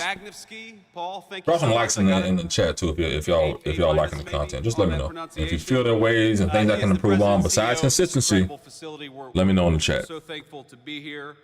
I want to thank Jake Koshiol and the rest of the Tough Job team for giving us such a warm welcome here in Wisconsin. I also want to thank, and you heard Doug Burgum, our great Secretary of the Interior. How good of a job is Doug Burgum doing as Secretary of the Interior, Doug?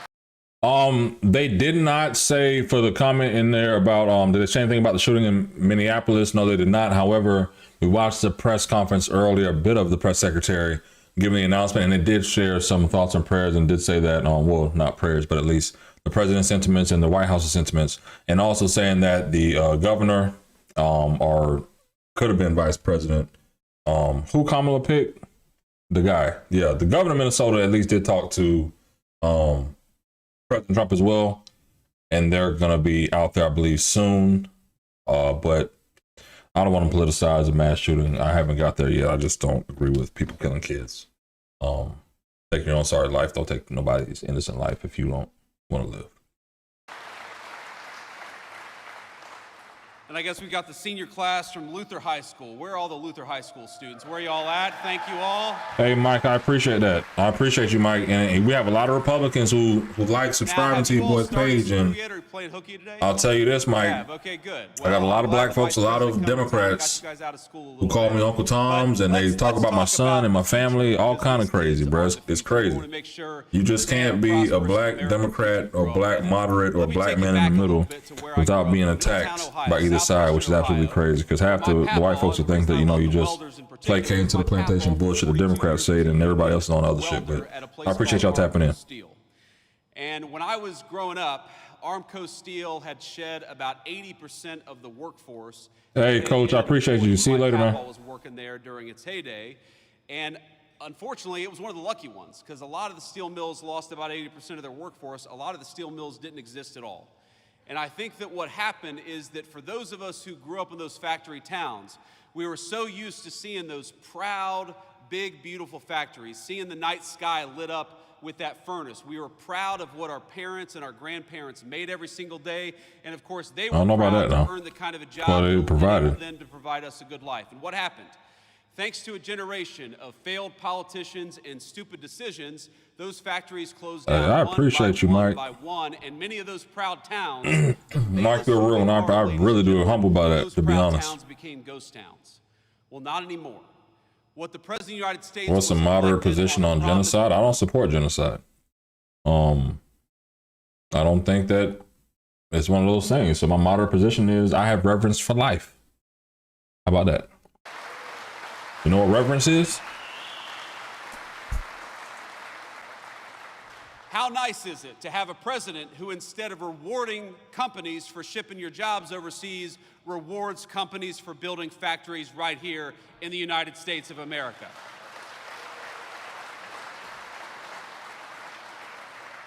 How nice is it to have a president of the United States who, instead of raising your taxes, is cutting your taxes by historic margins every. The thing about it is, and this is why I feel Republicans will implode post-Trump, right? You don't have the charismatic charm or the pettiness, J.D. Vance here speaking on, of a Donald Trump. Like, I mean, the apprentice Donald Trump, the Donald Trump that was in rap songs, lyrics, I'm about the 40-40, like the Trump International, Ask For Me type shit, right? That Trump and that personality is what got a lot of the anti-Democrats and gun-ho Republicans be like, hey, I may not rock with his rhetoric, but his policies I'm with. But now you have the policies people support, but you don't have the personality. Like JD looks like, no bullshit, Ron DeSantis with a beard, respectfully. But it's the same kind of dry reach out that doesn't help. And that's why if you have a Wes Moore against a JD Vance, I would give Wes Moore the advantage on personality, not policy, right? That's how I feel. However, I do think that if there's not another Republican candidate that has the gall of Trump, the Republican Party dies in 10 years. Because I don't think they'll be able to carry on the way they're doing without a Trump personality. You feel me? Eric can't do it. Don Jr. can't do it. I think as a personality himself, he's stronger than J.D. Vance, and it would have to be somebody just off kilter like Trump to go forward, because I honestly feel he's changed American politics to where they don't want to believe the bullshit no more. People want real. And I think the realness of it is be real to your base, fuck everyone else, and keep them entertained. And then have them so breakneck speed on whatever the fuck we're doing policy-wise that they can't even catch up to complain. Foundation of Black American shit. But if you build crap overseas and try to undercut the wages of American workers, you're going to pay a big fat tariff before you bring it back in to the United States of America. We have over 102,000 viewers today. Now, I was talking between both streams host earlier, and I'm going to embarrass him a little bit. I'm going to make him stand up and be recognized. You guys know Will Kane. Will, a lot of us watch his show. He's doing a good job. I don't watch his show. Never seen. I've never seen that man before in my life. All these problems are interconnected. Why is it that we allowed these Mexican drug cartels to bring this poisonous fentanyl into our communities? Why is it that so many people lost hope and started taking that fentanyl? Why is it that we had a government that seemed to care more about illegal immigrants than they did about their own citizens? It's all connected, because when they shipped your job overseas in the last administration or in administrations that came before it, what they also did at the same time is they allowed those cartels to come in to our country and take advantage. Now, you know that Donald Trump was part of those administrations before. I just want to throw that out there for the people who didn't realize that Donald Trump has been president before. He's been one of the only presidents in my lifetime that hasn't won a re-election back-to-back, okay? I'm used to the Lakers. I'm used to the Cowboys. I'm used to the Make America Great Again way of winning back-to-back championships. Trump didn't do that. Trump didn't go back to back. He lost and then came back. So that means that that gap that you want to put Biden in and then say previous presidents before, Trump is included in that, JD. Let's be for real. Of our communities. So what the working class families tax cut does is, yes, it gives you more take-home pay. Yes, it cuts taxes on overtime. Yes, it cuts taxes on tips. But it also gives our incredible law enforcement over $100 billion to get those drug cartels the hell out of our country. I have a technical problem here. What's up with these technical problems? Oh my goodness. You know what? Is it back? We're back. Simple. Donald Trump's Republican Party wants very simple things for this country. We want you to be able to earn a good living in your community. We want you to be able to walk down a city street in broad daylight without getting mugged. We want you to be able to take your family out to a nice meal wherever you want to. I walked downtown Dallas. I walked downtown Atlanta, Miami, Jacksonville, all in the past 3 months. I didn't have a fear of getting mugged any single time. I mean, out 10, 11, 1, 2 in the morning, 6, 7 in the morning, all throughout the day. What city are you living in America today where you got to worry about getting mugged broad fucking daylight? Please let me know. Please let me know in the chat. Now, they've highlighted Baltimore, they've highlighted Memphis, they've highlighted New Orleans. My boy Royce Duplessis is running for mayor of New Orleans. Shout out my dog Royce. Make sure y'all vote Royce Duplessis, mayor of New Orleans. And a quick note, I was actually his campaign manager when we was in the Congressional Black Caucus Foundation boot camp. And guess what? We actually had to run conservatives. And my brother, I knew he wanted to run as state representative, attorney, great man, great candidate for mayor. But Trump has highlighted one of those cities. Fox News highlighted one of those cities. But guess what? What city can you not go in? Because last time I went to New Orleans, I wasn't worried about getting jacked. I was worried about, damn, these kids look homeless and they tap dancing on Coke cans. But I'm trying to figure out, I've been here 3-4 days. Are they even going to school? Are they reading? It wasn't until the 3rd or 4th day you kind of start to realize, like, wait, all these people down here in New Orleans are homeless and taking pictures to get food to eat. I wasn't worried about getting mugged. Actually, no, I wasn't worried about getting mugged in New Orleans. But I did hear this morning that the oysters they have in New Orleans done killed their 4th person. The bacteria in the oysters. You don't believe me? Go Google it. Listen, I'm not worried about getting mugged broad daylight. I'm not in these streets 2, 3 in the morning. I'm a grown ass man with a family. Kiss my ass. If you out there that late, something gonna happen to you. So I want to know, JD Vance, Mr. Vice President, where are we in America getting jacked in the middle of the day? Please give me these cities. Please give me the cities. Not just Democrat cities. I want all the cities, all 50, because guess what? It shouldn't just be Democrat cities that should get attacked. We need all American citizens protected and safe. So name all the cities. I just want to know where the fuck you get mugged at 2 o'clock in the day. Without the fear of violence from criminals, whether they're domestic criminals or international drug cartels. If you work hard every single day, you ought to take as much of your hard-earned pay home as possible. My bad on that. And if trying to flip you between want to videos raise in the your back. children in security and comfort, you ought to send them to a school that gives them a good education instead of an indoctrination. These are very simple things, ladies and gentlemen, and all we needed was better leadership in Washington to deliver. You know what's crazy about the indoctrination piece? There are about 23 out of 50 states that are Republican governor, Republican legislature. Check with me, be patient. I know I talk a lot, right? But check me out. In a state like Florida, Republicans took over in the 90s, around the time that Lewinsky was giving Bill Clinton some head up under the Oval Office. We in the White House, right? Let's talk about it. So from there, check me out. Bear with me, please. Bear with me. Republicans took over state houses.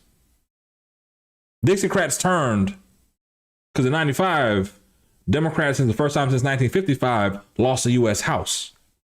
So Republicans, Dixiecrats turned Democrat turned Republican, right? Dixiecrats turned Republican. So that means that the education system that they built in the 90s and the state policies were made by Republicans. Patience. So if there was any indoctrination happening in our schools, hold on, I could have been a pastor. If there's any indoctrination happening in our schools, wouldn't that mean that it would have to be indoctrinated by the Republicans that were in office when they put in charter schools and new curriculums and teach to the test? In Florida, they call it FCAT, F-Kitty, PSAT, or some other shit today, right? HSA, FSA. But y'all the ones that made the school system. So how were these Democrats able to indoctrinate your kids? Oh, because some cities decided to start teaching sexual orientation and gender ideology to elementary kids.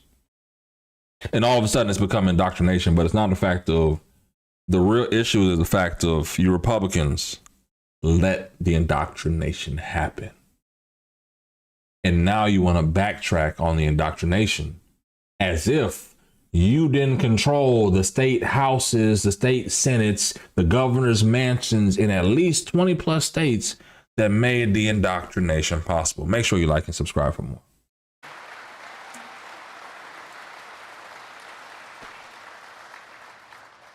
Now, Representative Van Orden will tell you this, but if you didn't know, that it turned out that we didn't get a single Democrat vote for cutting taxes on tips, cutting taxes on overtime, or increasing the child tax credit. Not a single Democrat in the House or the Senate could actually deign to vote for giving you more of your hard-earned money. And we got to ask ourselves why that is. Because as much as I am proud of what we've accomplished, it would honestly be a little bit easier, wouldn't it, Derek, if the Democrats actually worked with us instead of fighting us every single step of the way.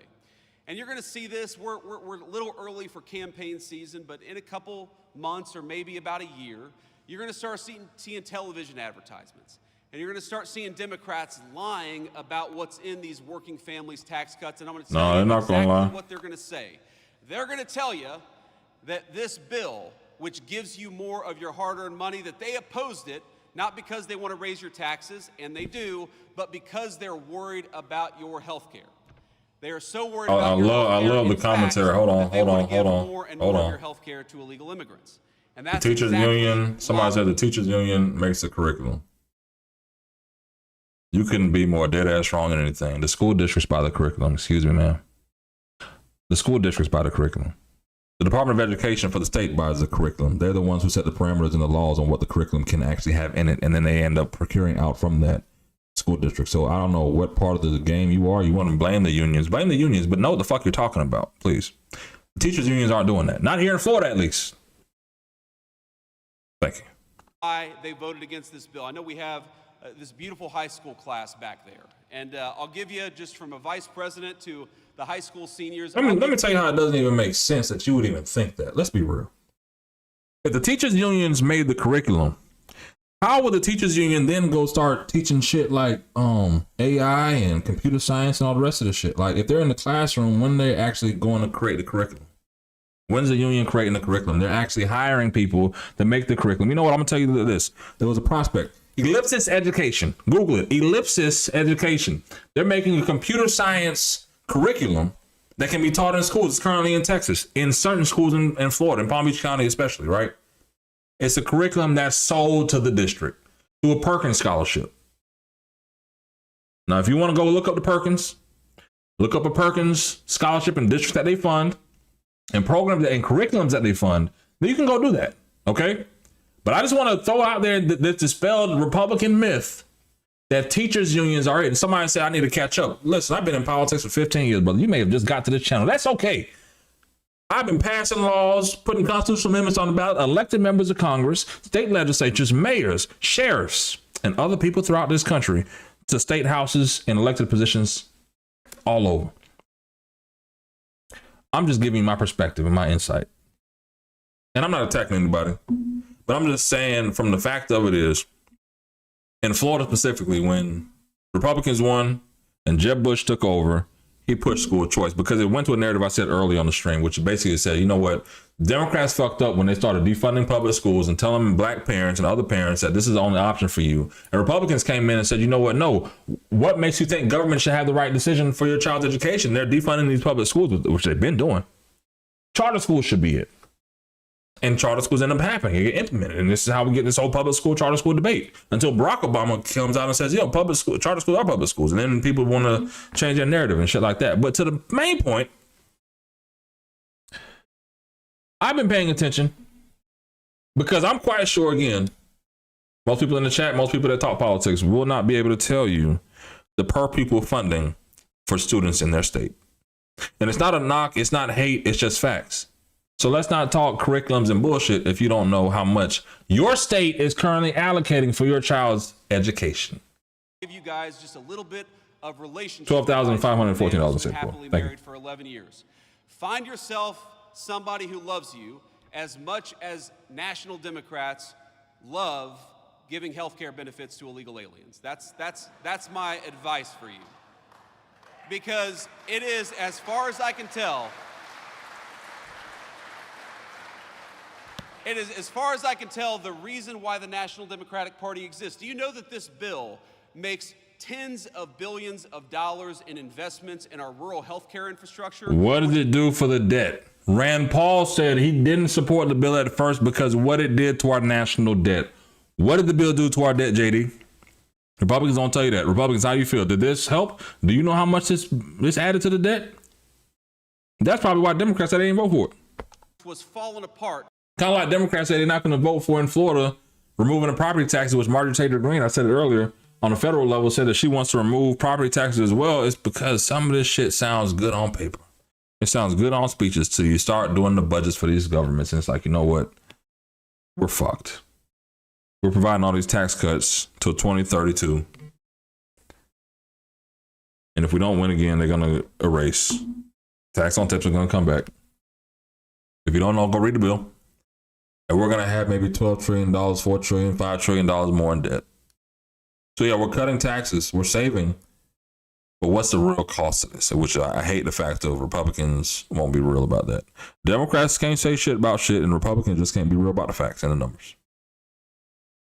Under the last administration, this legislation guarantees that hardworking Americans are going to have access to their Social Security, Medicare, and Medicaid benefits. What this bill refuses to do, and what Republicans absolutely refuse to do, is to give your hard-earned benefits to people who don't have the legal right to be in this country to begin with. It is very simple. And if you... All right, Tisha, I got you. And if you want to listen, Tisha, listen, hold on. Because Tisha been with me all day. I gotta Paul JD. I support you and you're right. Because the schools and JD ain't talking about shit. The schools in Pennsylvania, they gotta be better than us. And our system and processes are a lot different from yours in PA, respectfully, right? So I don't want to ever make an opinion or say something that's like, totally bashing. But I'm giving in Florida. That's why I kind of fit that in, especially when I'm going on my little rampages, right? In Florida, that's how we do it. I can't sit here and say all 50 states do it the same way, but I know in Florida, it's not the teachers union doing the curriculum, right? But in Pennsylvania, in the Northeast, you know y'all kicking our ass in the South. Let's not even act that way, okay? Y'all know good and damn well the Northeast educates a lot better than the South. It's always been that way, because guess what? If you didn't know, during slavery, and after slavery, it was abolitionists coming from the North. But even when they opened up these HBCUs that they talk about, these historically black colleges and universities, the historic ones that were former plantation owners' homes or facilities, the educators were coming from the Northeast to teach the people in the South. There were actually people from the Northeast coming up to the South to take plantations over because the Southerners didn't know how to do proper math. That's a whole other conversation, though.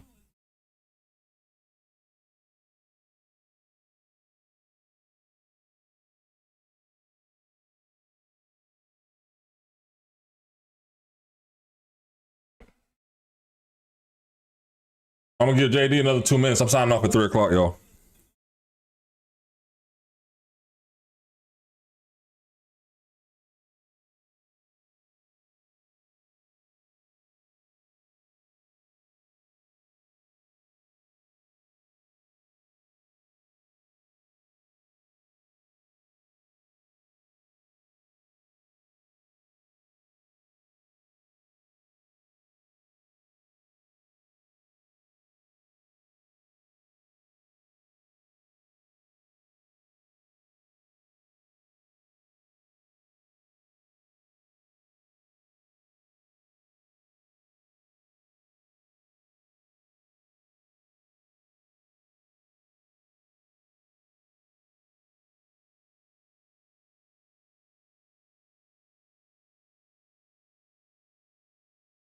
It's 8 months, really 11 months. 10 months, excuse me, since he left. Well, 11 months next week.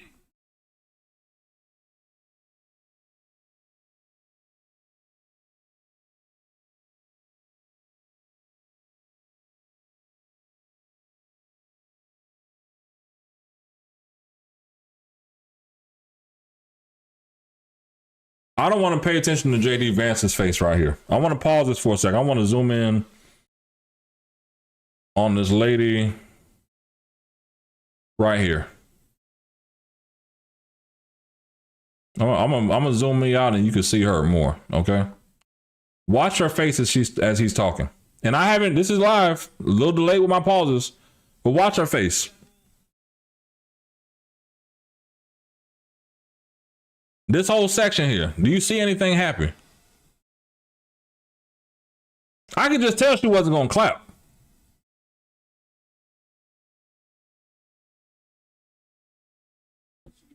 Looking at, hey, I'm ready to get the hell out. I told you all. Y'all don't believe the hype.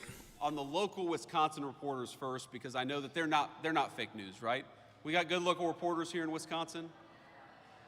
I don't know, mixed reviews. This lady right here. But let me just say a couple more things. So this business, this manufacturer. She is not with the JD Vance bullshit today. Like, listen, my job asked me to be here. I'm ready to fucking go. If she let her watch again, she's ready to fucking go, y'all. Attitude that some people have that manufacturing, it's the jobs of the past. It's the industry of the past. That it's dirty. That it's I'm gonna keep her face in so y'all see it. You can see that she's not. Challenge any journalist. She's ready to get the hell up out of there. This facility for 10 minutes and not realize that this is one of the most innovative companies in America. And this She only there because it's work. She probably voted for Kamala for real. No bullshit. No bullshit. She probably did. She looks sleepy. Yeah, she's not trying to be there. They're using artificial intelligence in this facility. They're using robotics in this facility. They're doing things that, frankly, were not even possible 20 years ago, and they're doing them in order to build. The Northeast is racist. We are practically and they did have slaves in the Northeast too. Let's get it out the question. They did have slaves up north. That is being built with American-made steel from this manufacturing facility because we have great American craftsmen right here in Wisconsin, and we ought to fight for them. Hey, real quick, I got to pause JD again. I don't like pausing JD. I actually like a little bit of JD, not really though. Somebody said in Chicago, these teachers are making $150,000 to $160,000 a year because of dangers in the class. I would say, you know what, you could say that. But I want to say in Texas, they're paying the same thing, but Texas isn't as dangerous. How about that? Go to Dallas. Dallas is probably the best state where they pay teachers. Probably on par between 90, 100, maybe 150, 160, right? I'm quite sure the crime in Dallas isn't the same as the crime in Chicago or the state of Texas, right? But respectfully, regardless of the quote unquote dangers in the classroom, because I don't know if I told you, my wife's a teacher, right? She's been an educator, taught at the collegiate level, elementary, middle school, high school, right? So she's the gamut of education. They need to pay teachers more. I think that there's a premonition that we know what's going on in the classroom because I went to school. I'm an 80s baby. Grew up in the 90s. I have school from my vision on elementary, middle, high school, whatever. The kids today, not the kids we went to school with. Respectfully, right?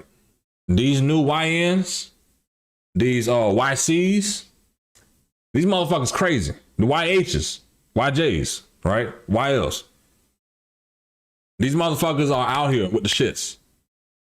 It's not even a fact of doing cursive anymore. Because, you know, I think my generation was the last one to do cursive. I can sign my name in cursive. I can write my entire name, whole alphabet in cursive with the monkey tails and shit, right? You remember I had to write the J or all the letters with the monkey tail, right? To connect with cursive. They don't do that. So now you have a new set of kids post-pandemic who aren't where we were. And now you're asking teachers to teach these kids. And that third grader is really on a first grader kindergarten level. And I'm not saying reading, personality, maturity. We're dealing with a new set of kids.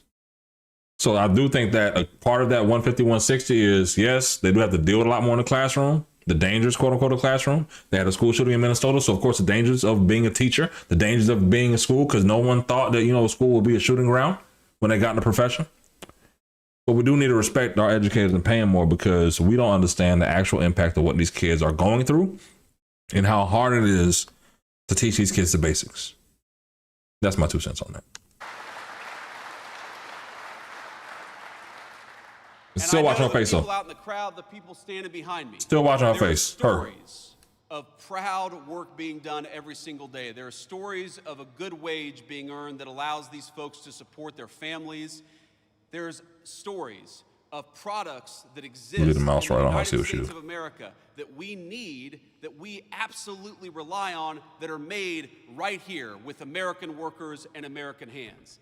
That makes me so proud to be your vice president, to get to stand here, to get to see a little bit of it, to take a little tour, to recognize that the American future that our children deserve, that the American future that our children rely on is going to be built by and for American workers, and you guys are the proudest American workers in that tradition. So God bless you, and thank you. My girl still ain't clapped. She voted for Kamala.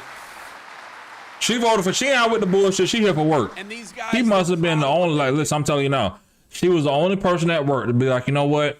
I know Hillary couldn't do it, but I know Kamala can. And they was like, what? You fucking tripping? Trump, save America. They tried to assassinate Trump, right? So I just believe in Kamala. I think Kamala's gonna do it. And then when they found out JD, you know, Kamala lost. I don't know if you knew, right? Kamala lost. They found out JD's coming, and they stuck her ass right in the front. That's why she checked the watch every time JD said, hey, I only got a couple minutes left. She hasn't clapped. She hasn't even expressed anything. They say she's tired. She's unhappy. She voted for Kamala Harris. They're doing something amazing. I know what Kamala voted when I see her. Almost anywhere else in the world. They're earning a good wage in the process. This is what makes America great. And I love my papa. I said he was a union welder for 42 years. He was a proud man. He was a hard-working man. But my papa, before he died, he used to tell me that, you know, he didn't know that American manufacturing was going to be as strong in the future as it was in his time.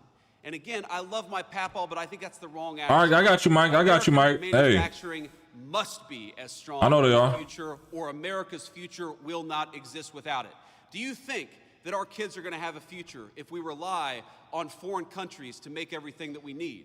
Do you think we're going to have a future if the pharmaceuticals that we put into the bodies of our children are made by a foreign adversary? Do you think we have a future if we can't even drive over a bridge without asking permission from some foreign country? That is no way to build a future. The way to build a future is with American workers, and I'm proud that in Wisconsin, that's exactly what we're doing. So God bless you all. God bless you, everybody. She's still not clapping, and guess what? I appreciate everybody clapping with me today. I'm gonna pause it there. I'm gonna tap in. I'm gonna tap out with JD. I've been streaming, I want to say we've been on like 4 or 5 hours. Let me go full face. We've been doing a couple hours here today. Again, I apologize to everyone who was rocking with me. Again, we started with roughly 400 subscribers in April, and then we kept growing. April, May, June, a little inconsistency there. But then, you know, I was posting some stuff. Florida A&M University, my alma mater, they picked a new president. Trump was doing his stuff. And then I got to a point of I'm talking politics, right? I love politics. It's my niche. It's God's path for my life, what it is, right? I'm not with the bullshit. I'm not running for office. But it got to a point of people not only talking about my kids, talking about my family, talking about crazy, not y'all on YouTube, but people in general just get real, like I say, Twitter fingers, people get real beside themselves. And I didn't get overly angry. I'm like, you know what? If you want to attack my 3-year-old, I guess that's you, right? And I guess that's what makes you feel better at night. And it's sad that people just live such despicable lives that they're so depressed that they want to talk about someone else and their kids, right? And they crack a joke here, but don't make it personal. And then it was the fact that there was so much going on with foundational Black Americans, people in the diaspora, Africa, Caribbeans. If you didn't know, I'm American, born in America, first generation American, which means that my parents weren't from here. My grandmother actually sponsored citizenship, moved here, sponsored citizenship for my grandfather and my mother to move here to America, and I was born here in America. So I'm full-blown American for what it is, but I'm half and half. I see all conversations, but to the point I was saying, the foundational Black Americans, They have these things, American descendants of slaves, they have these things, but they just want to diversify the uniqueness of being black in America, right? And it's ugly. And then at the same time, I'm like, damn, I just turned 40 on Monday. I'm fine in 40. You can drop a happy birthday in the comments if you want to drop happy birthday, or you could put happy fine in 40. Happy fine in 40, Phil. I'll appreciate that too, right? So, prepping for my 40th. My wife did my office up. She gave me, did it up, whatever. I'm looking at some decorations still. And it was fun. But then my son, we're transitioning him from daycare to school. And I have new clients who, they actually called me during this call. I got to call them back. There's another reason I'm getting off. And it's like, life happens. And I'm like, you know what? I've been working politics all year. What was supposed to be a committee week in January, Ron DeSantis decided to have a special session. So we had January, we had an extended session in March. I couldn't finish the budget on time. They finally finished the budget right before the fiscal year ended. And then we had vetoes, and it's like, I'm YouTubing, streaming. And I felt a point of almost getting burnout, right? Because I'm trying to improve my stream and trying to improve the quality of the conversation and things of that nature. Then I realized that, bro, you got to do a show. So I got to research. I got to, am I doing trendy? What is the page about? What am I doing? And like, I want to break down still stuff about the big, beautiful bill. People have called me and say, hey, Phil, we got to lock in a session so you can explain to me exactly what's in it for me in this bill. But in the world moving so fast, they started redistricting Texas. They started sending the National Guard being deployed out. I thought the LA riots would have worse of this. And then it's like, it's too much. It's entirely too much, right? And I just had to take a break, not just from my community. And it wasn't to say y'all were overwhelming me. Y'all weren't. It's just too much politics, man. And I told myself, let me lock in, play the video game, play my FIFA, ready or not. Warzone, I'm Battlefield 6. I was on Battlefield 6 and some other games. And if you're a gamer, make sure you follow my gaming channel, Capital Gaming, on YouTube as well and TikTok. But I just got to a point where I was just done. Like, not done with this. I just need a break. I need a mental break, clear my mind. And I'm clear now. And it got to a point of no bullshit. I don't know if my dog non-tactical here. My brother-in-law is a professional bodybuilder. I say, shit, I'm tired of eating fast food and bullshit. I'm going to go get me a gym membership. No bullshit, right? And had him send me some stuff to eat and a workout plan. Then I realized my birthday was Monday and I'm going to still snack and eat some steaks and potatoes and drink wine and shit. So I may start my diet today, 40 and fine. I'm trying to get a six-pack before the year's up. I don't know, probably not. But rambling here, but really want to thank everybody who tapped in today. Thank you for subscribing, liking the channel. I appreciate every single one of you, the commenters, everyone here. I'm going to try to go through the chat one more time before I log out. But I want to thank you all for supporting your boy to this stage throughout. We picked up a couple hundred subscribers. But more than anything, I'm about to be out of here, man. I got to get something to eat, picking up my son later. And after that, he goes down to bed 8:30. I may have a FIFA game. We have a tournament going on. I may play that, but I'm going to try my hardest to be back at 9:30. More than anything, I thank you all. Please make sure you like and subscribe. We've been live today on Twitch, TikTok, Kick, and Rumble. And y'all been amazing. Thank you again. Y'all have a good day, all right? I'm out.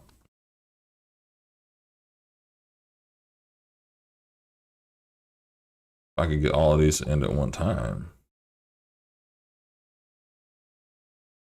Got my kick off, Rumble off. Is the YouTube off? I don't think the YouTube's off. YouTube's still on.